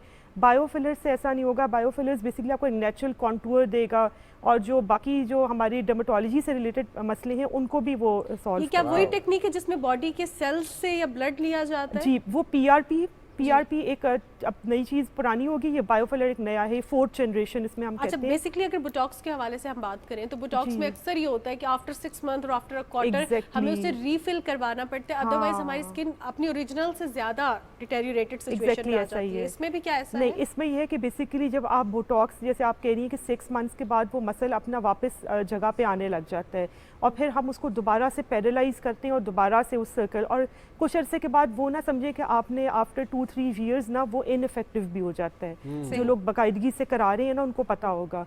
बायोफिलर का ये कि ये नेचुरल आपकी बॉडी को ही ना स्टिमुलेट करता है और उधर से सेल्स करता है और वो आपकी बॉडी को नेचुरली रिजुविनेट। तो मतलब आपको दोबारा नहीं करवाना पड़ता? दोबारा इन द सेंस कि आप 2 सेशंस जब करा लेते हैं ना तो वो आपकी स्किन को नीचे से भी हील कर देगा और ऊपर से फिल भी कर देगा जो आपकी बॉडी के मसले हैं ना और फेस के, और वो फिर आपका लॉन्ग टर्म रहेगा। सही। तो इसमें क्या क्या हो सकता है, मतलब बायोफिलर से आखिर होगा क्या? स्किन टाइटनिंग है, क्या क्या इसमें? बेसिकली जो हम लोग है ना, मैं तो इस स्कूल ऑफ थॉट की हूँ कि हमने नेचर को नहीं चेंज करना। जो अल्लाह ताला ने हमें जिस हमारे फेस को जितना पैदा किया है ना उसी तरह ही रखें और उसको बेहतर करें। जैसे डार्क सर्कल्स हैं, डार्क सर्कल्स को ना बहुत बड़ा मसला है, छाइयाँ हैं और चेहरे के ऊपर चिकन पॉक्स के जो स्कार्स रह जाते हैं उसके लिए, एक्नी स्कार्स के लिए, स्ट्रेच मार्क्स एक बहुत डिफ़िकल्ट चीज़ है ट्रीट करना, वो बहुत एक्सपेंसिव इलाज है इसका ना। तो बायोफिलर का बेस्ट ये कि ये कॉस्ट इफेक्टिव बहुत है, ये आपको इतना एक्सपेंसिव भी नहीं पड़ता, 1/3 प्राइस होती है इसकी बाकी कॉस्मेटिक। अच्छा, तो डॉक्टर साहब मुझे ये बताइएगा कि आपने कहा कि दुनिया में भी बहुत कम ममालिक में ये सीन चल रहा है और पाकिस्तान में आप लोगों ने किया, तो इसके रिसर्च का प्रोसेस और ये सब सिलसिला कैसे चला और फिर उसके बाद क्या इसका कोई अप्रूवल भी है, और अगर है तो वो आप लोगों के पास मौजूद है? बिल्कुल, ये आपका बहुत अच्छा क्वेश्चन है क्योंकि स्टार्टिंग में ना यहाँ पर कोई भी नहीं कर रहा था बायोफिलर। लास्ट ईयर जुलाई में मैंने अल्हम्दुलिल्लाह पहली दफ़ा बायोफिलर बनाया था और वो सबसे बड़ा क्वेश्चन यही था कि ये अगर हम प्रैक्टिस करेंगे तो इसके साइड इफ़ेक्ट्स ना हो और ये पेशेंट फ्रेंडली कितना है, पेशेंट सेटिस्फेक्शन है भी कि हम डाल देंगे तो ये ना वो ख़त्म हो जाए फ़ौरन। तो इसके ऊपर मैं पिछले तकरीबन समझे 1 साल से मैं वर्क कर रही थी और इस पर मुझे अवार्ड्स भी मिले Pakistan academy of aesthetic dermatology की तरफ से कि इतना अच्छा रिज़ल्ट आया। एग्जैक्टली जो फिलर का इफेक्ट था, जो समझिए 1/3 प्राइस में पेशेंट जो है ना उससे ट्रीट हो रहा था। साइड इफेक्ट्स जैसे हमारे होते हैं कि ब्लाइंडनेस हो जाती है फिलर से या बोटॉक्स के अपने साइड इफेक्ट्स हैं। किडनीज पे इफेक्ट होता है, किडनीज पे इस तरह, लेकिन अब आपकी जो यहाँ पे वेसल्स है ना वो आपकी अगर वहाँ पे फिलर चला गया तो आप ब्लाइंड हो जाएंगे या फेस आपका आधा पैरालाइज हो जाएगा। तो इसमें बायोफिलर में ये मसला नहीं है। अगर ये चला भी जाए वेसल्स में, इसका अप्रूवल वगैरह डॉक्टर साहब जी अप्रूवल वगैरह इसका अप्रूवल इसका ये है कि बेसिकली ये आपके ब्लड से बन रहा है, जैसे पीआरपी है, पीआरपी में आपका अपना ब्लड यूज़ करते हैं, इसमें भी आपका अपना ब्लड यूज़ हो रहा है, इसमें कुछ सिंथेटिक चीज़ हम डाल ही नहीं रहे। अगर कोई सिंथेटिक चीज़ होगी ना, जैसे कोई ड्रग आती है उसमें, तो उसके लिए आपको अप्रूवल भी चाहिए। ये वर्ल्ड वाइड अप्रूव्ड चीज़ है ना, और वर्ल्ड वाइड ये लोग इसकी तरफ जा रहे हैं। फिलर्स को छोड़ हम लोगों ने अडॉप्ट किया जी, इतना लेट क्यों हम लोग? आई थिंक हम लोग ना थोड़ा सा वही बात है कि हम उस मेंटेलिटी के जब गोरे वो काम करेंगे तो हम वो करेंगे। तो इसकी क्या डर्मेटोलॉजी में ओपनली एक्सेप्टेंस है? अगर है एक्सेप्टेंस इस तरीके से तो बहुत सारे, अब तो डर्मेटोलॉजी आप एक मरकज में जाएं इस्लामाबाद के तो वहाँ पे 6 डर्मेटोलॉजिस्ट। बिल्कुल, ये बहुत क्वेश्चन लोग पूछते हैं कि जी आप कर रही हैं, तो हमने तो कभी सुना नहीं ना। तो अब ये कि क्योंकि रिसेंटली पिछले साल ही तो मैंने इसको बनाया और सारा कुछ वर्ल्ड में आप देखें या इटली में हो रहा है या कनाडा में हो रहा है या इंडिया में हो रहा है। तो मैंने जब इंडिया की पार्टिकल्स पढ़े तो मुझे बड़ा हुआ कि यार ये पाकिस्तान में क्यों नहीं हो रहा। सही, तो आपकी जो स्टडीज़ है, ये रिसर्च है, ये पाकिस्तान बेस्ड है या कहीं बाहर से आप पढ़ के आए थे जो यहाँ पे आपने? नहीं, मैंने टोटली पाकिस्तान में किया और मेरे पीछे एक मोटिवेशन थी क्योंकि हमारा डॉलर का रेट बहुत हाई जा रहा था और मुझे परचेज़ करना, जो हमारे पेशेंट्स इतने अफोर्डिंग नहीं है उनके लिए बहुत महंगा पड़ रहा था। तो मुझे था कि जो मैं पेशेंट्स जो मायूस चाहते थे कि जी अब हम क्या करें ना, जिनकी छाइयाँ पड़ गई हैं, जिनके डार्क सर्कल्स हैं, तो बेसिकली तो मैंने उनके लिए किया था। फिर ये कि इतना वोग में आ गया, मैंने तकरीबन 100% डॉक्टर्स को माशाल्लाह ट्रेन भी किया है। तो अब पाकिस्तान में वर्ल्ड ओवर पाकिस्तान में हो रहा है हर जगह ना, छोटी सिटीज़ में भी अब हो रहा है। अच्छा, समटाइम्स जिस तरह हम आपने कहा छाइयाँ पड़ जाती हैं, निशानात होते हैं, बायोफिलर्स को क्या आप अपनी बॉडी को ट्रांसफॉर्म करने के लिए भी इस्तेमाल कर सकते हैं? जैसे नाक पतला करना हो, जॉ लाइन बाहर निकालनी हो, अक्सर औकात जो है मर्द और ख़वातीन हजरात यही कर रहे होते हैं। बेसिकली पता है, मैं आपको जैसे मैंने बताया कि मैं थोड़ी उस स्कूल ऑफ थॉट की हूँ कि हमने अपने फीचर्स को चेंज नहीं करना, क्योंकि हमारे कॉन्टूर्स ऑलरेडी बहुत बेस्ट फॉर्म में हैं। हम उसको चेंज करेंगे तो हम नेचर के खिलाफ जाएंगे और कोई डिजास्टर कर देंगे। तो हमने बायोफिलर इज़ बेस्ट फॉर दिस कि हमें वो कॉन्टूर चेंज नहीं करेगा, नाक पतला नहीं करेगा, जॉ लाइन नहीं बनाएगा, लिप्स को मोटा नहीं करेगा, क्योंकि वो हमने करना भी नहीं है ना। लेकिन वो यूजुअली होता है, तो यूजुअली बहुत ज़्यादा अच्छा होता भी है और बोटॉक्स करवाए भी इसलिए जाते हैं। हाँ, डेफिनेटली अपने फीचर्स चेंज करने के लिए। लेकिन ये कि अब आप देखिए फिर उसके साइड इफ़ेक्ट्स क्या होते हैं। आप सोचिए, इतना लोग खर्चा करने के बाद आते हैं कि जी हम लोग तो अच्छे ही नहीं लग रहे, हमारी इंस्टाग्राम पे तो बहुत बुरे कमेंट्स आए हैं। अगर आप देख लें तो एक्टर्स भी कई आते हैं और वो कहते हैं कि जी हमें तो कोई नेचुरल चीज़ आप दे दें, क्योंकि हम तो बहुत ही परेशान हो गए, अब तो असर भी नहीं कर रही। बोटॉक्स का तो आफ्टर एवरी 5 years पेशेंट आते हैं कि हमारा तो असर ही नहीं कर रहा। ठीक है, सही हो गया। वेल होप कि ये जो नया सिलसिला चला है ये कोई मस्बत नताइज सामने लाएगा और इसको अडॉप्ट किया जाएगा। बहुत शुक्रिया डॉक्टर शाइना शाहिद साहिबा आपके। ख़वातीन हज़रात, जिस तरीके से हेल्थ के मुख्तलिफ डिपार्टमेंट में पाकिस्तान आगे बढ़ रहा है, काम कर रहा है, उसी तरीके से ये बहुत ज़रूरी है कि हम इन तमाम चीज़ों को अप्रिशिएट करें। एक ब्रेक, वापस आएंगे हमारे साथ।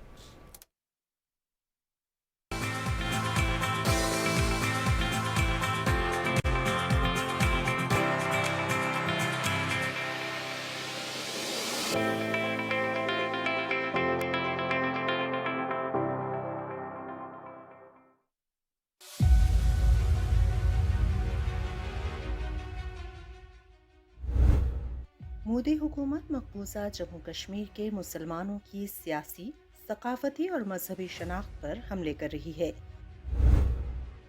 भारतीय हुकूमत ने कश्मीरी मुसलमानों को बेख्तियार करने के लिए कई इक़दाम किए हैं। भारतीय इक़दाम का मकसद कश्मीरी मुसलमानों की सकाफत और मजहबी शनाख्त को ख़त्म करना है। मोदी हुकूमत मकबूजा जम्मू कश्मीर में इसराइली नौआबादियाती मॉडल की पैरवी कर रही है। मोदी की पॉलिसियों से कश्मीरी मुसलमानों की भारत से नफरत में मजीद इजाफा हो रहा है।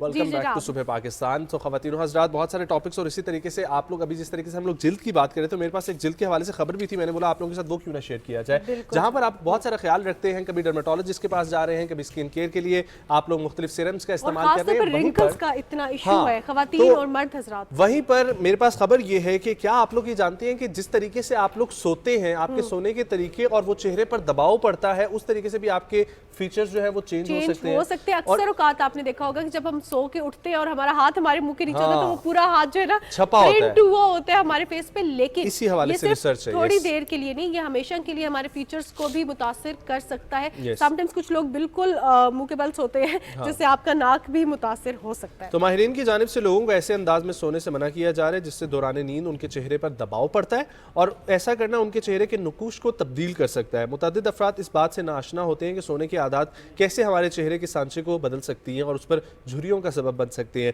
लेकिन क्लिनिकल ये जो फिजिशियंस हैं इनकी जानिब से कहा गया है कि सोने की पोजीशन बहुत ज़रूरी है ताकि आपके चेहरे के नकुश मुतासिर ना हो। और इसी हवाले से एस्थेटिक सर्जरी जनरल में शाया होने वाले एक तहकीक के मुताबिक नींद के दौरान चेहरे पर पड़ने वाला दबाव और तनाव चेहरे के नकुश ख़राब होने का सबब बन सकता है। तो डेफिनेटली जब अगली दफ़ा आप लोगों ने सोचा है तो इस चीज़ का खास ख्याल रखना है कि कैसे आप लोगों ने सोना है। और लोग तो पता नहीं किस किस तरीके से जो है और ये बहुत मैटर करता है कि आप किस तरह सो रहे हैं, बिकॉज चाहे वो आपकी जॉ लाइन हो चाहे आपका नोज हो, उस पर बहुत ज़्यादा इफेक्ट होता है जिस तरह आप सोते हैं। इसके साथ साथ स्किन को बेहतर बनाने के लिए पुरसकून और अच्छी 7 से 8 घंटे की नींद बहुत ज़्यादा ज़रूरी है। 7 से 8 घंटे की नींद एक लग्जरी है, एक ख्वाब है। सो कुछ ख्वाब जो है वो पूरे हो भी गए हैं और आज हम उनको सेलिब्रेट करने के लिए प्रोग्राम में मौजूद है। अब रुख करते हैं एक बार फिर, जिस तरह हमने प्रोग्राम का स्टार्ट जो है वो क्रिकेट से किया था, तो अब फिर क्रिकेट का रुख करते हैं और हमारे पाकिस्तानी खिलाड़ी हमारा जो है नाम रोशन कर रहे हैं। और डेफिनेटली बहुत बताना आप लोगों को जरूरी है, जहां पर हमारी मेजर टीम वो इंपॉर्टेंस रखती है वहीं पर हमारी दूसरी टीम जिस तरीके से ब्लाइंड क्रिकेट टीम से हमने आप लोगों को मिलवाया वो जीत के आए। तो इसी तरीके से हमारी प्यारी सी खूबसूरत सी व्हील चेयर टीम जो है वो आप लोग इस वक्त देख रहे हैं टीवी स्क्रीन पर, जो रिसेंटली दूसरी दफ़ा इन्होंने अपने टाइटल का दिफा किया। पाकिस्तान ने श्रीलंका को शिकस्त देकर दूसरी बार T20 wheel chair Asian champion बन गए हैं और पाकिस्तान टीम के 216 रन के ताकू में श्रीलंकन टीम 17.2 ओवर्स में 113 रन पर ही ढेर हो गई थी। सो ये टीम के वो मनाजिर हैं उस मैच के। और आज हमारे साथ टीम के कैप्टन भी मौजूद हैं और लेग स्पिनर भी मौजूद है। आपकी मुलाकात करवाते हैं कैप्टन मोहम्मद जिशान और लेग स्पिनर मोहम्मद इमरान से। अस्सलाम वालेकुम, कैसे हैं आप लोग? बहुत शुक्रिया, बहुत शुक्रिया आप लोगों का आने के लिए और आपका बहुत शुक्रिया कि आपने शो में इनवाइट किया। हमने इनवाइट करना था क्योंकि we are so proud of you, जो पाकिस्तान का नाम रोशन कर रहे हैं और किसी भी हर्डल को जो है वो मद्देनजर नहीं रख रहे। We are so proud of you. बहुत बहुत शुक्रिया और बहुत बहुत मुबारक हो आप लोगों को। जरा बताइएगा थोड़े से अपने टीम के बारे में, क्योंकि पाकिस्तानी मेरा ख्याल है कि कुछ कम जानते हैं आपकी टीम को। बेसिकली बात यह है कि सबसे पहले तो जो कारनामा पाकिस्तान की व्हीलचेयर क्रिकेट टीम ने अभी जो सरअंजाम दिया है नेपाल की सरजमीन पे के दूसरी मरतबा एशिया कप जीता है और अब तक किसी भी फॉर्मेट में, चाहे पाकिस्तान हो एशियन कॉन्टिनेंट में, कोई भी टीम किसी भी फॉर्मेट में मेंस वुमेंस कम्युनिटी क्रिकेट में 2 मरतबा लगातार एशिया कप नहीं जीती। तो ये कौम के लिए भी फ़ख्र की बात है, हमारे लिए भी एक एजाज़ है कि हम गए और सबसे लाली परचम को सरबुलंद किया और रखा और अपने एजाज़ का भी दिफा किया। तो यकीनी तौर पर ये जीत हम अपने पाकिस्तानियों के नाम करते हैं और अपनी उस टीम के लिए जो आज स्ट्रगल कर रही है। लेकिन मैं एक ही बात कहता हूं कि हमारे रोल मॉडल या इंस्पिरेशन यही वो स्टार्स हैं, इनको देख के ही हमने क्रिकेट सीखी, खेलना शुरू किया। तो हम इनको सपोर्ट करते हैं और उम्मीद है कि पाकिस्तान, अभी कहते हैं कहीं ना कहीं उम्मीद बाकी है कि पाकिस्तान सेमीफाइनल तक हासिल कर सकेगा। जिस तरह आपने अपने लीग के हवाले से जो है हम आपसे जानना चाहेंगे, मेहनत ऑब्वियसली मेहनत चाहिए होती है, लेकिन मेहनत के साथ साथ जब आपके लिए कुछ हर्डल्स हो लाइफ में नेचुरली तो आपको और ज़्यादा मेहनत रिक्वायर्ड होती है और उस मेहनत के लिए भी हमारे पास इंफ्रास्ट्रक्चर की बहुत ज़्यादा ज़रूरत है। तो आप अपनी मेहनत के हवाले से, अपनी तैयारी के हवाले से बताएंगे? बिल्कुल ऐसा ही है हर्डल्स, क्योंकि देखें हमारी लाइफ में तो हर कदम पे एक चैलेंज है, तो उसको सामने रखते हुए बैरियर्स भी हैं, सोशल बैरियर्स हैं, इकोनॉमिकल बैरियर्स हैं, फैमिली की तरफ से होता है। लेकिन अनफॉर्चुनेटली हमारे साथ तो ये है कि फैमिली का बिहेवियर और फैमिली सपोर्ट बहुत ज़रूरी है और मैं हर फोरम पे जहाँ जा रहा हूँ यही बात कह रहा हूँ कि फैमिली सपोर्ट करेगी तो सबसे पहला जो आपका स्टेप है वो फैमिली से शुरू होता है, उसके बाद फिर आप माशरे में निकलते हैं। तो हमने तो वो सोच को ही बदला कि व्हीलचेयर पे बैठे हुए जो साथी हमारे जो खुसूसी अफराद हैं वो किसी से कम नहीं, और हमारी जो 15 रुकनी टीम है और जो हमारे रजिस्टर्ड प्लेयर्स हैं पूरे पाकिस्तान में 450 वो मॉडल हैं, वो उन हज़ारों लाखों लोगों की उम्मीदें हैं। लेकिन जो कैप्टन है आई बिलीव वो भी जो है रोल मॉडल होता है। जिशान साहब आप लीग के कैप्टन हैं, हमारे साथ स्पिनर मौजूद हैं। इरफान साहब आपसे मैं ये जानना चाहूँगी कि बेसिकली आपके लिए क्या मोटिवेशन थी और विद इन द टीम आप जिस तरह हम देखते हैं अफराद बाहमाजूरी को जो मुश्किलात का सामना करना पड़ता है, विद इन द टीम इसकी कितनी इंक्लूसिविटी आपने देखी, सपोर्ट की, एक दूसरे का ख्याल रखने की? बिल्कुल ऐसा ही है कि मुश्किलात तो आती हैं रास्ते में, लेकिन उसको आगे फेस करके आगे बढ़ते जाना, ये सबसे बड़ी चीज़ होती है। और इसी तरह हमारे कैप्टन और इसी तरह हमारी मैनेजमेंट और सबसे बढ़ के हमारे जो प्रेसिडेंट है रुखसाना राजपूत, उन्होंने हम पे बड़ी स्ट्रगल की है, बड़ी हम पे एफर्ट्स किए हैं। तो उसका रिजल्ट आज आपके सामने है कि पाकिस्तान एक नहीं 2 दफ़ा एशियन चैम्पियन बन चुकी है। और इसी तरह मसले मसाइल तो हर जगह होते हैं, अगर उनको फेस करके आगे बढ़े तो ये बेस्ट है। एक्सक्यूज़ वगैरह नहीं होने चाहिए कि यार हम ये नहीं कर सकते। लेकिन इमरान, मैं यही सोच रहा हूँ कि एक पुश चाहिए होता है बॉलर को, जो है ना, स्पिन चाहे हो, तो वो कैसे आप करते हैं और कितनी प्रैक्टिस इसके लिए रिक्वायर्ड थी आपको? डेली बेसिस पे जहाँ पे हमें सहूलत होती है ना, तो उस पे हम मिनिमम मैक्सिमम 1 हॉर्न हम कंटिन्यूस को करते रहते हैं। तो फिर सबसे बड़ी बात है वो रनिंग से ना एक पुश मिलता है, ठीक है। तो ये रनिंग तो इसमें ऑब्वियसली नहीं होगी, तो इस पे वो बैठे बैठे बॉल वही करवाना, तो ये तो सारी गेम आपके हाथ का कमाल है। जी जी, असल ये अपने हाथ का ही कमाल होता है। लेकिन हमारे कुछ ऐसे बॉलर भी हैं जो रनिंग भी करके करवाते हैं, फास्ट बॉलर भी रनिंग करके करवाते हैं, लेकिन वो अपने अपने स्टैमिना और अपने अपने एक स्टाइल होता है ना, उसके मुताबिक आपने करना होता है। अच्छा ज़िशान साहब, ये बताइएगा कि आपकी टीम को ज्वाइन करने के लिए क्या सिलसिला है, और जो बहुत सारे लोग इस वक्त हमें देख रहे हैं उनके अंदर भी ये मोटिवेशन जागी होगी कि ये भी एक पूरा सिलसिला? बिल्कुल ऐसे ही है। और पाकिस्तान व्हीलचेयर क्रिकेट टीम, अभी जो हम रिसेंटली एशिया कप जीते हैं, उसके बाद तो बहुत ज़्यादा रिस्पॉन्स आया है, बहुत ज़्यादा। हमारे पेज है, हमारे जितने सोशल मीडिया अकाउंट्स हैं, उसके ऊपर number, proper official number mention है। उसमें प्लेयर्स जो भी कोई चाहता है वो अपनी वीडियो हमने उसमें मेंशन किया हुआ है 30 सेकंड की या 40 सेकंड की। उससे ये होता है हमें उनकी जो उनकी फिजिकल स्ट्रेंथ है, उनकी नेचर ऑफ डिसेबिलिटी का पता चल जाता है, उनका इंटरेस्ट क्या है, वो बॉलर है, बैटर है, किस तरीके से। थोड़े से रूल्स तो हमें बताएं इस क्रिकेट के हवाले से। बिल्कुल, जो हमारे एक रेगुलर क्रिकेट के रूल्स हैं, आईसीसी के रूल्स को फॉलो करते हैं।